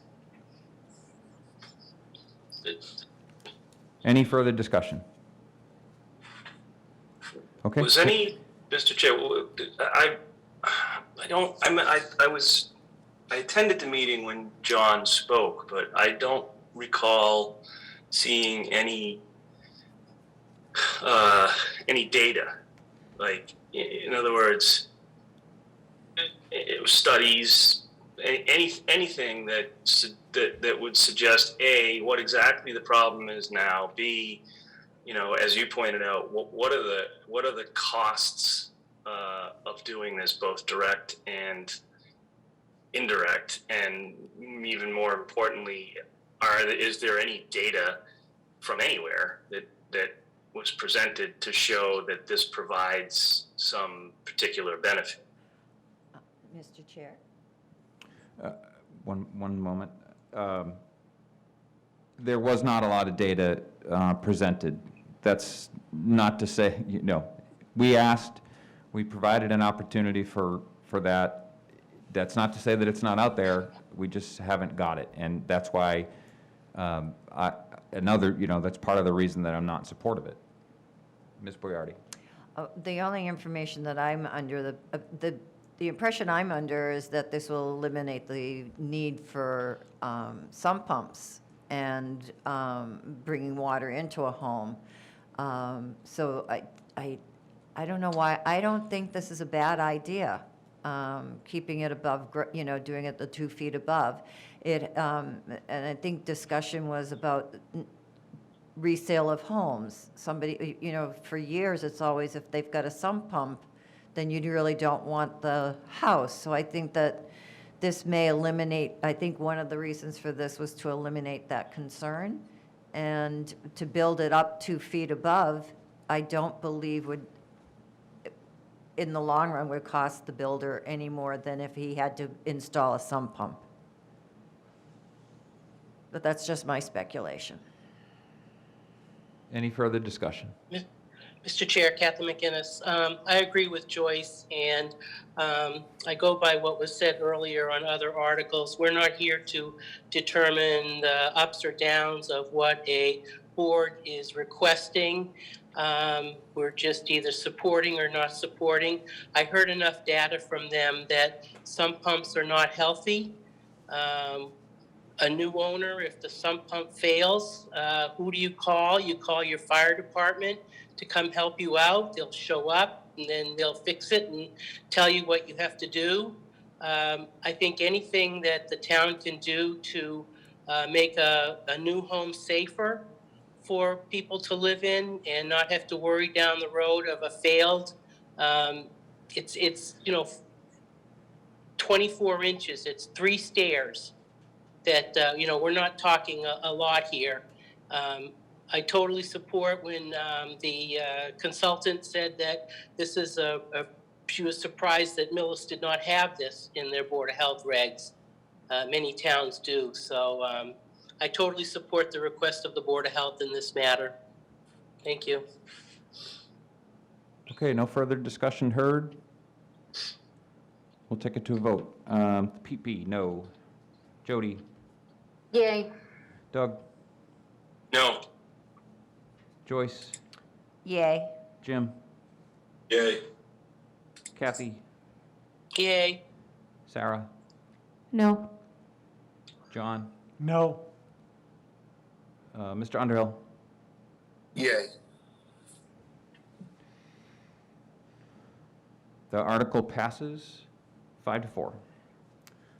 Article 9. Boy.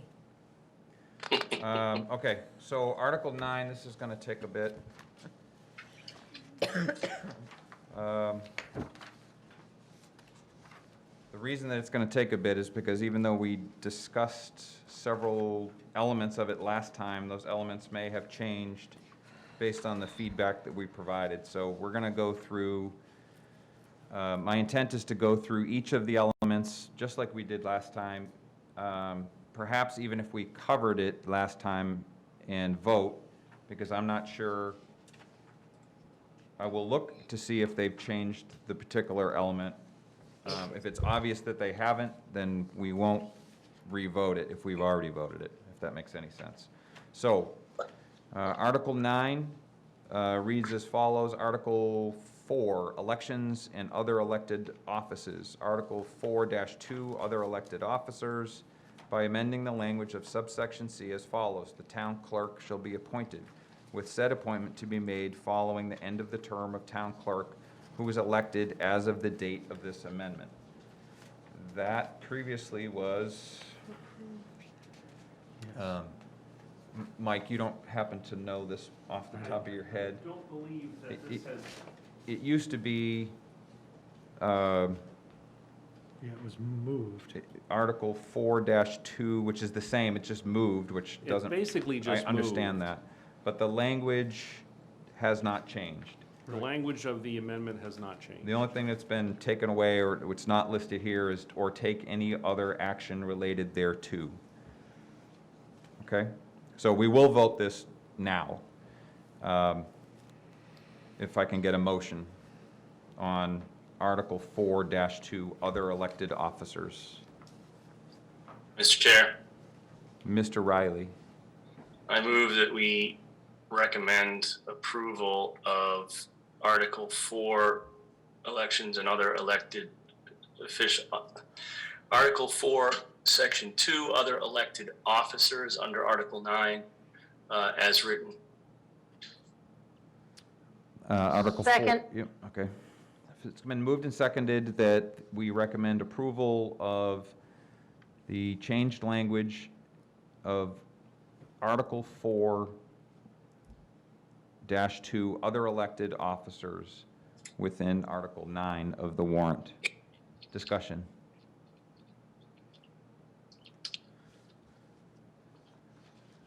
Okay, none heard. Pete B, yay. Jody. Yay. Doug. Yay. Joyce. Yay. Jim. Yay. Kathy. Yay. Sarah. Yay. John. Yay. And did I get everybody? Peter. Yay. Okay, thank you. Sorry, I'm off the grid of my page because Save the best for last. maybe. Last name's Underhill. I'm used to being the last. All right, thank you. Okay, so now we're going to move on to our beloved Section 2-8 Finance Committee. To warrant and finance. I don't know, I'm actually not even going to look whether there's a change. We're just going to go through There it. is. Yeah, it was omitted last time. Yep. Okay, so I'll take a motion. I'm, oh, Mr. Chair, go ahead. Mr. Chair, Mr. Riley. I recommend that we approve the language of Article 2, Section 8, Finance Committee, under Section 2-8, Finance Committee, under Article 2, Legislative Branch, within Article 9, by changing the title of the Finance Committee to Warrant and Finance Committee. Second. It's been moved and seconded that the committee vote to approve the amended language, changing the title of the Finance Committee to Warrant and Finance Committee. Discussion. None heard. Pete B, yay. Jody. Yay. Doug. Yay. Joyce. Yay. Jim. Yay. Kathy. Yay. Sarah. Yay. John. Yay. Peter. Yay. Thank you. Article 3, Executive Branch, Board of Selectmen composition. I'll take a motion, please.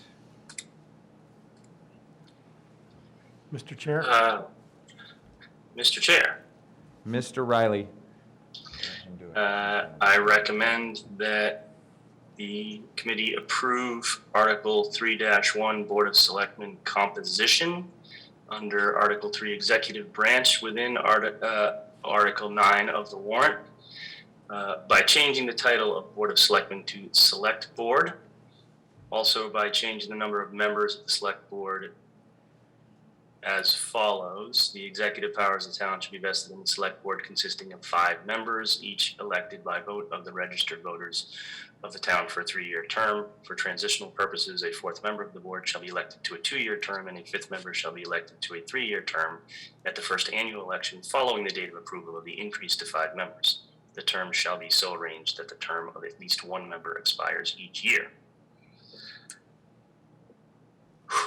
Second. It's been moved and seconded that we vote to approve amendment to Article 3-1 Board of Selectmen composition, which essentially changes the title of the Board of Selectmen to Select Board and changes the composition of the Select Board from 3 to 5 members. Discussion. Mr. Chair, Ms. McGinnis. Kathy McGinnis. Ms. I McGinnis. made my points the last week. I need not repeat them. Thank you. Any other discussion? Okay, take it to a vote. Pete B., yay. Jody, Yay. Doug, Yay. Joyce, Yay. Jim, Nay. Kathy, Nay. Sarah, Yay. John, Yay. Peter. Yay. The motion on this particular element passes 7-2. I will take a motion on Article 3, powers of appointment. Mr. Chair, Mr. Riley. I recommend that we approve the language of under Article 3-2, that 3-3 powers of appointment. Shall I read this? Please, Or I yeah, guess- would you please, yeah. please do? By amending both paragraphs 3 as follows. The select board shall have the power to appoint the town administrator, finance director, town council, town auditor, registrars of voters, permanent building committee, and such other town boards, commissions, or committees as may be required for the proper administration, health, or safety of the town, as well as individuals who are to serve as representatives of the town to the governing or advisory bodies of area, regional, or district authorities, and may terminate the same at their discretion. Further, the select board shall have the power to appoint a 3-member board of assessors for terms of 3 years and may terminate the same at their discretion. The members of this board shall be made up of registered voters of the town of Millis. Second. It's been moved and seconded that the committee vote to approve the amendment, which states that the select board shall have the power to appoint various, will have various powers of appointment as listed in the language just read. Discussion. None heard. We'll go to a vote. Pete B., yay. Jody, Yay. Doug, Yay. Joyce, Yay. Jim, Yay. Kathy, Yay. Sarah, Yay. John, Yay. Peter. Yay. Vote passes unanimously. Going down to section 3-4, Doug. Do you have a preference on how you want to do this? Do you want to go sort of letter by letter? Because I would like you to go bold print to bold print. So just Okay. stop at section 3-4. We'll just do the heading, Chief Administrator Officer. all right. I move that the committee approve section 3-4 town administrator by amending heading to town administrator, chief administrative officer. Secondly, by amending section 3-4 and section 3-5 as follows. Keep going, Doug, sorry. Subsection 1 describes and details the authorities granted to the chief administrative officer. They are, well, I guess it makes most sense to just read this first large paragraph, right? I would. All executive powers of the town, except as otherwise provided in this charter, shall be vested in the select board.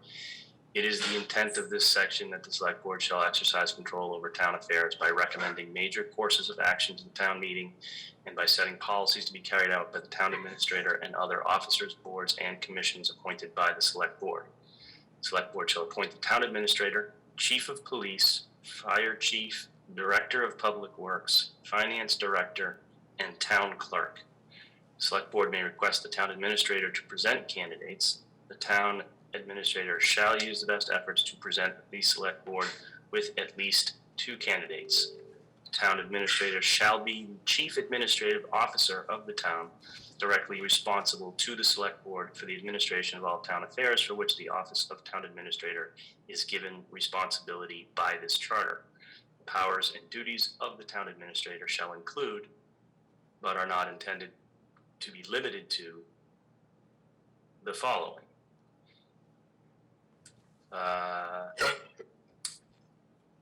A through S.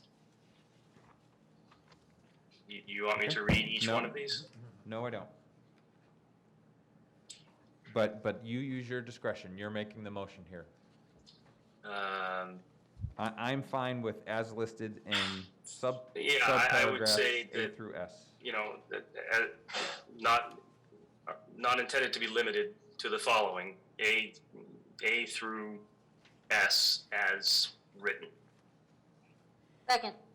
It's been moved and seconded that we vote to approve the amendment to section 3-4 town administrator by amending the heading from town administrator, by amending to town administrator, chief administrative officer, and detailing powers and duties of the select board and the town administrator, the chief administrative officer, in various subparagraphs A through S.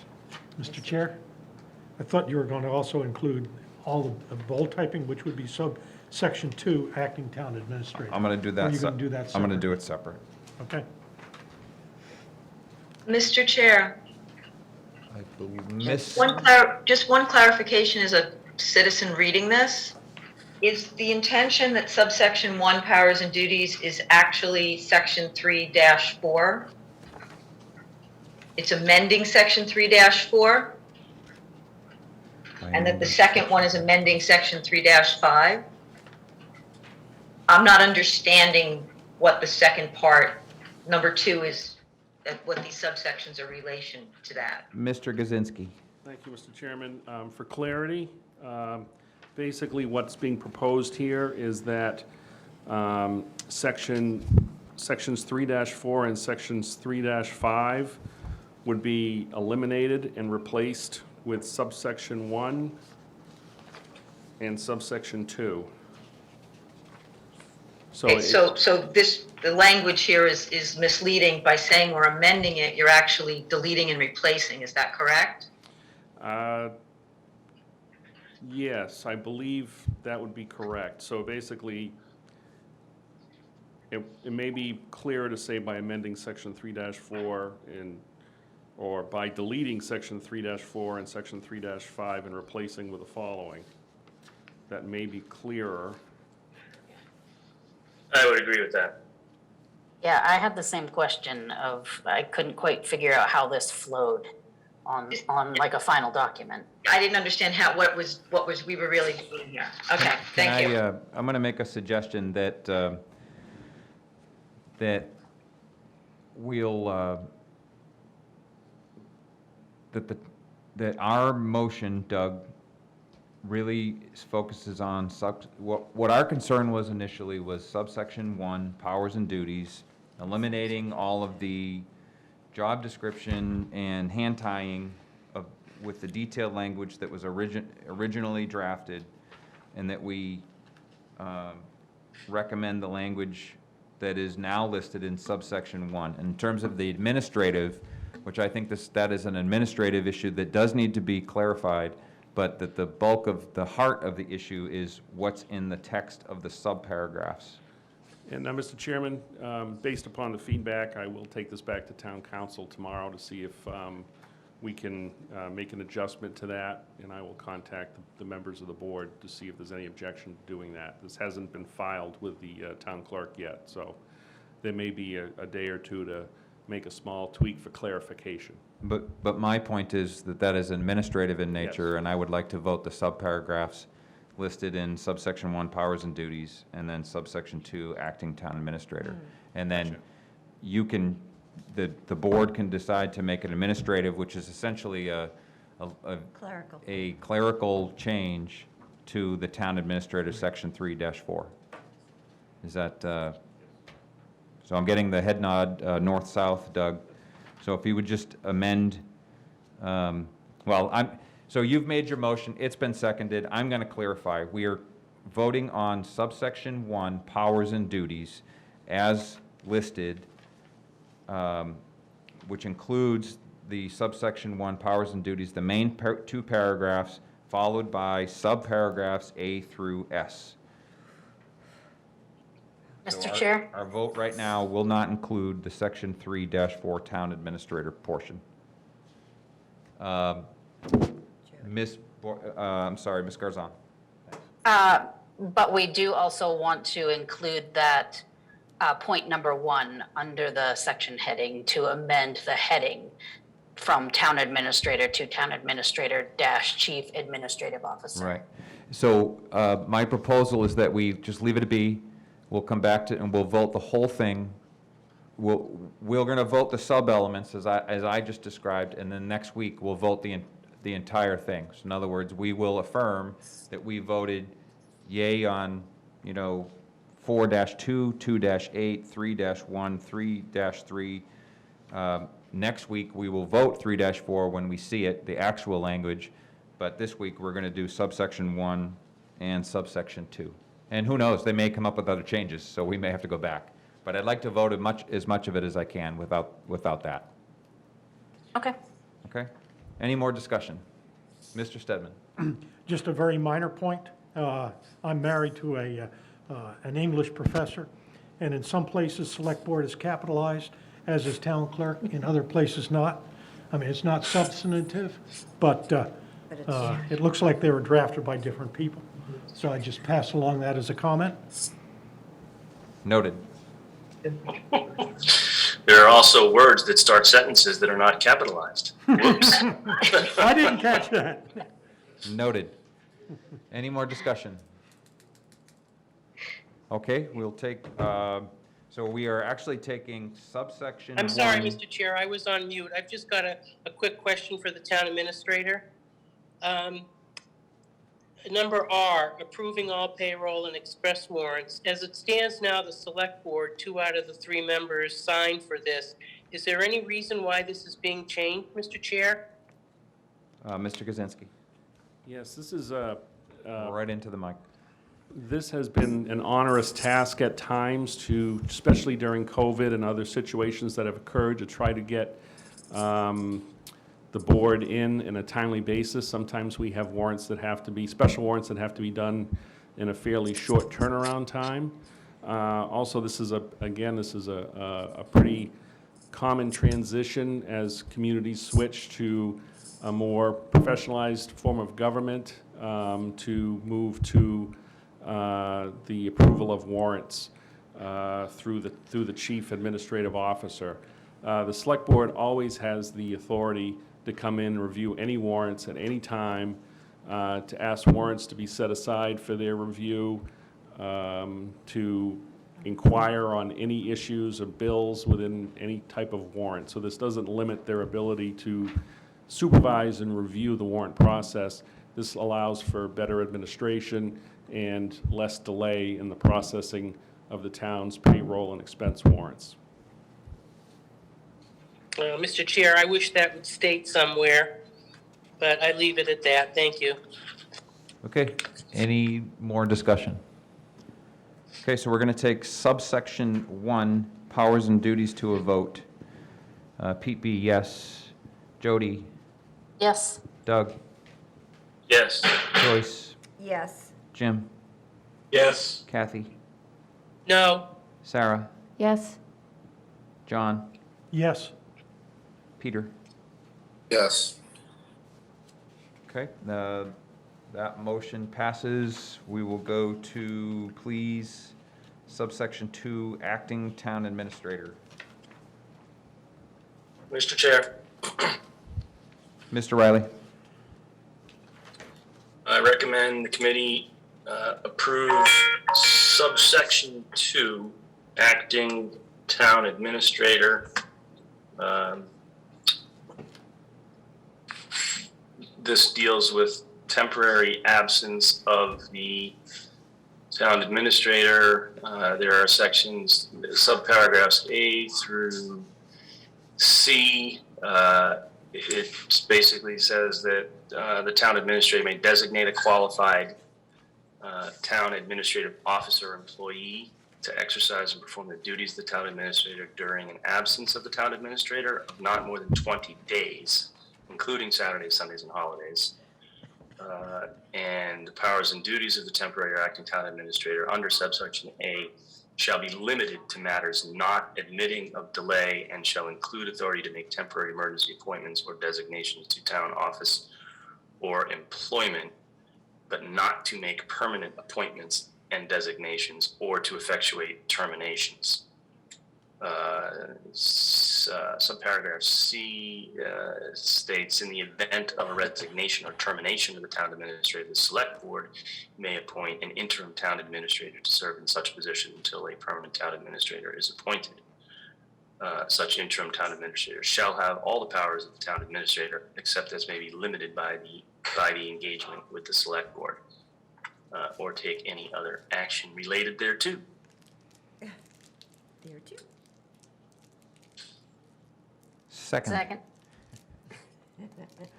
It's been moved and seconded that the committee vote to recommend approval of subsection 2, acting town administrator, which details the powers and duties of a interim town administrator, as well as limitations of said interim town administrator.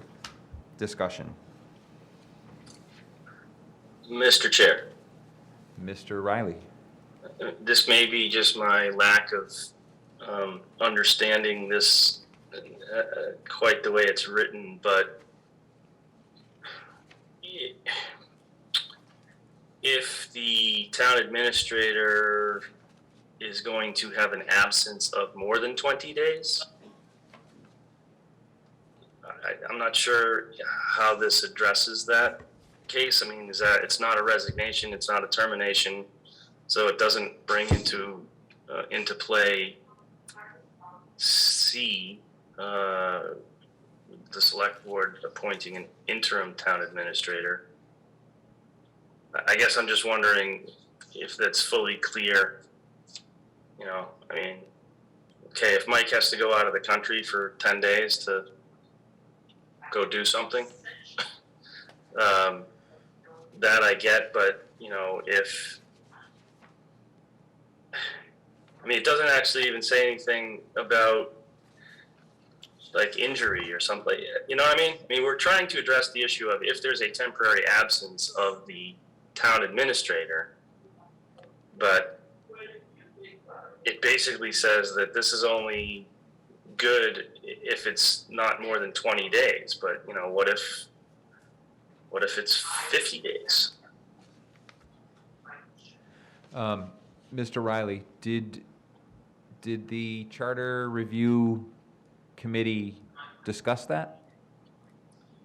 I don't think that we got quite to this level of specificity, and the wording of, I would say, a good amount of what we're voting on has been changed multiple times, not only just since it was, you know, been proposed by the select board, but I mean, it was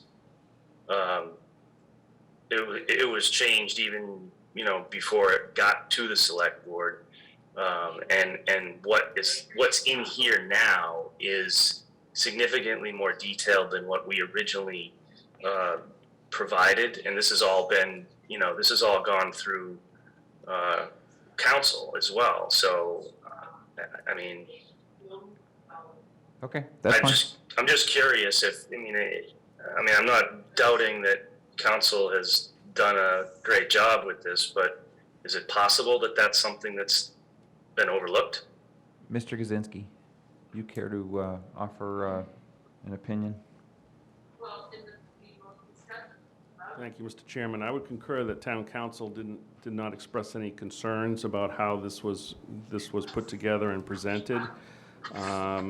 Certainly, it's a valid point that you could have certain situations that might fall in the gaps here. I don't believe that, again, we'd have to refer that to town council, but I don't believe anything here would preclude the select board from making such temporary appointments in an unusual case in order to carry out the day-to-day functions. I've never had the experience of someone being out for that period of time, but that's something I'd have to get back to the board with as far as from town council to provide some further details of what may happen in that unusual circumstance. Okay. I'm going to, I hate to even ask this, but I'm going to move that we table this subsection 2, acting town administrator, and we'll seek clarification on this element of the article for next week, similar to what we did with the previous section 3-4, town administrator. So we're looking for 2 different clarifications. We'll seek that clarification, and then we'll wrap it up on Article 9 next week. Okay? Yeah, I mean, I'm not trying to be difficult or add It's been tabled, Doug. No more confusion or discussion. work, but it seems like, this is a charter issue, so I just want to make sure that. Doug, we tabled it. No more discussion. It's been Oh. it's been officially tabled. Great. Okay, thank you. Okay, I think we voted on Article 10, 11, 12, and 13. I think we need to vote on Article, hold on, 'cause some of the articles changed. No, Article 14. 14. Thank you. Mr. Chair? Hold on one second. Mr. Gazinski, this article is, this is new to the warrant since last week, correct? There was a similar article that the language was essentially changed based on some additional information we received from the state in regards to setting up this type of fund. So yes, I would say the language probably would require a fresh vote if the committee has already voted. We haven't voted it last week, Article 14, which we did vote. Well, the article. I'm not certain which article this was last week. I don't even believe it was in the package that we voted last week. There was So- an article that was similar to this in your package last week. Are you referring to the Established Workers' Compensation Claims Yes. Reserve Fund? Because Yes. that's still in our. That's not in the warrant I have in front of me. Okay, thank you. Thanks, that's for the clarification. Okay, so it's just been renamed. It's and been the renamed language has and the changed. language has been adjusted. The intent is the same. It's just language that's better suited to the intended purpose of setting up that Okay. fund. I'm just trying to make sure that we're not rushing and that we have the adequate information to, as you described it earlier, I mean, I think you Yeah. did, it's not rocket science in this case, that we have enough information to vote it. So I feel that way, so Ms. Reyes, please proceed.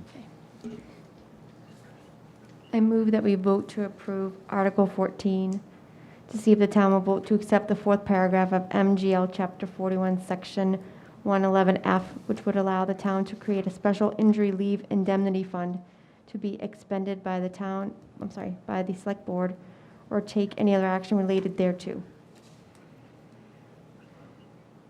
Second. Okay, so it's been moved and seconded for the committee to recommend approval for the town to establish a special injury leave indemnity fund to be expended by the select board. Discussion. Mr. Chair, Mr. Riley? are there any financial parameters on this indemnity fund?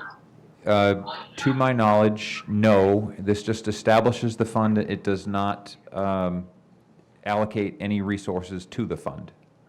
And that would be done likely in the spring. Thank you. And it's very similar to like a reserve fund is what I wrote down during earlier discussion. or where's my notes? Carol, was that the term that you used? Not a reserve fund, like a stabilization fund, that was it. This fund is a special fund. It's known as a Special Injury Leave Indemnity Fund for the payment of injury leave compensation and medical bills of police officers and firefighters injured on duty. It credits into the fund any proceeds we get from the insurance, which is minimal, and then, or any other third-party restitution and municipal appropriation. So we would have to fund this in the, what this. Can't hear her. Right into the mic. What this is to do is to set up the fund so that we have to pay the injured police officers and firefighters at their base rate of what their normal rate is. What ends up happening now is that when they're injured, it goes through their regular operating budget, and then we also have to pay for shift coverage for somebody to backfill. So that's why we always end up in a situation where they're significantly overspent in their budgets, and then we're looking for funding throughout the department. So this would set up the fund. They would be paid from this fund. It's essentially a rainy day savings account in the event that an officer or firefighter gets injured.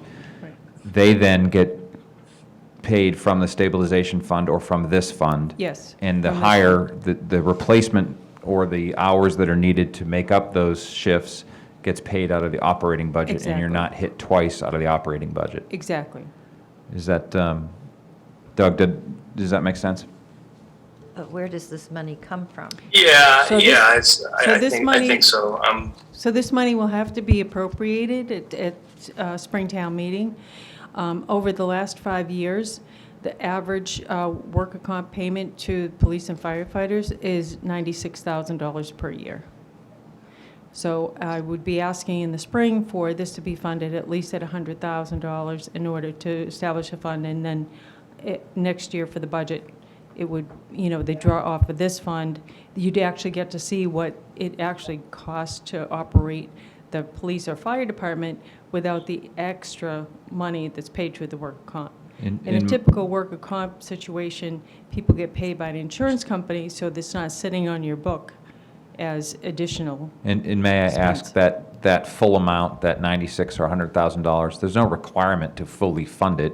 You could fund it incrementally to Yes. get to that point, Yes, and that will be up for discussion next spring. yes. Just knowing that the balance will come from the operating budget Correct. of either the police Correct. or fire Just department. as if we didn't have it. Right. Right. Okay, any more questions or comments? Okay, move to a vote. Pete B, yay. Jody? Yay. Doug? Yay. Joyce? Yay. Jim? Oh, he's muted. You're on Sorry. mute. I'll come back. Sorry, yay. Jim, yay. Kathy? Yay. Sarah? Yay. John? Yay. Peter? Yay. Excellent. Okay. By my, Yeah. oh, Article Yeah, 15. and we said yes. I forgot. That's okay. So Article 15, we assigned to Joyce. Oh, yeah, I don't want We to talk. passed that last time, didn't we? Yeah. I think we did. Yes, we did. Thank you very much, John. Okay, so we're all done voting for tonight. We're all done discussing. I'm going to defer, again, discussion of assignment of Finance Committee liaisons to boards and committees. I will tell you that we definitely have one vacancy, at least one vacancy, and that is the one that Craig vacated. And we'll have, again, the assignments to subcommittees are not necessarily perpetual assignments, so I think they're all open for discussion. And we'll do that when we have more time, just not at 10 o'clock at night. And I hope everybody understands. Will forgive me for that. Old business, new business. Any old business, new business? Okay. Pete, sorry, so next week, are we inviting the school committee or any, Yeah, Deirdre, I'll talk to you tomorrow, but yes, we are going to invite anybody that can help us with that bottom line item on the host community agreement funding proposal, which was for the social worker. I would say that that item is definitely under scrutiny and is likely to get recommended to be removed unless there's some, justification for it. And then the other issue, the other item is for the clarification of section 3-4. I'm sure Mr. Gazinski will be here next week, and I think he'll take that as a homework assignment. So, Deirdre, I'll let you know who I think should be invited. It likely is the school, but it could be somebody else as well, and I just don't know. I'm gonna do a little bit of research into last spring's minutes when we reviewed these proposals. So, at least the school. Peter, are you or Mike gonna reach out and with my question regarding subsection 2, or should I get in contact with Kate directly? Subsection 2. Mr. Gazinski is going to get in touch with her. Yes, Mr. Chairman, I'll be speaking to her about both of those issues regarding Article 9. So Okay, I can perfect. certainly do that and get back to the committee. I'll send something in writing to the committee prior to your next meeting. Doug, refresh my memory, what was that issue? That was the above 20 days, what happens? Yes, yep. Yeah, in that just situation. some more clarification or detail on that whole interim thing. Understood? Yes. Meeting minutes. We have minutes from the 6th are not complete yet. Deirdre, any other minutes that we have to approve, or is that the only one that's outstanding? That's the only one outstanding. The Patriots and Red Sox kind of maybe not do that. As long as you're rooting for the I right. hear you, girl. As long as you're rooting for the right team, we will forgive you. So thank you, and we'll get to those. If Deirdre, when you have drafts, would you kindly just send them or post them? We don't necessarily, and you probably do that anyway. So okay, I will take a motion. Mr. Chair, go right ahead. I move we adjourn. Second. Been moved and seconded to adjourn. All those in favor? Say Aye. Aye. Thank you, everybody. Thank you. Go eat cake.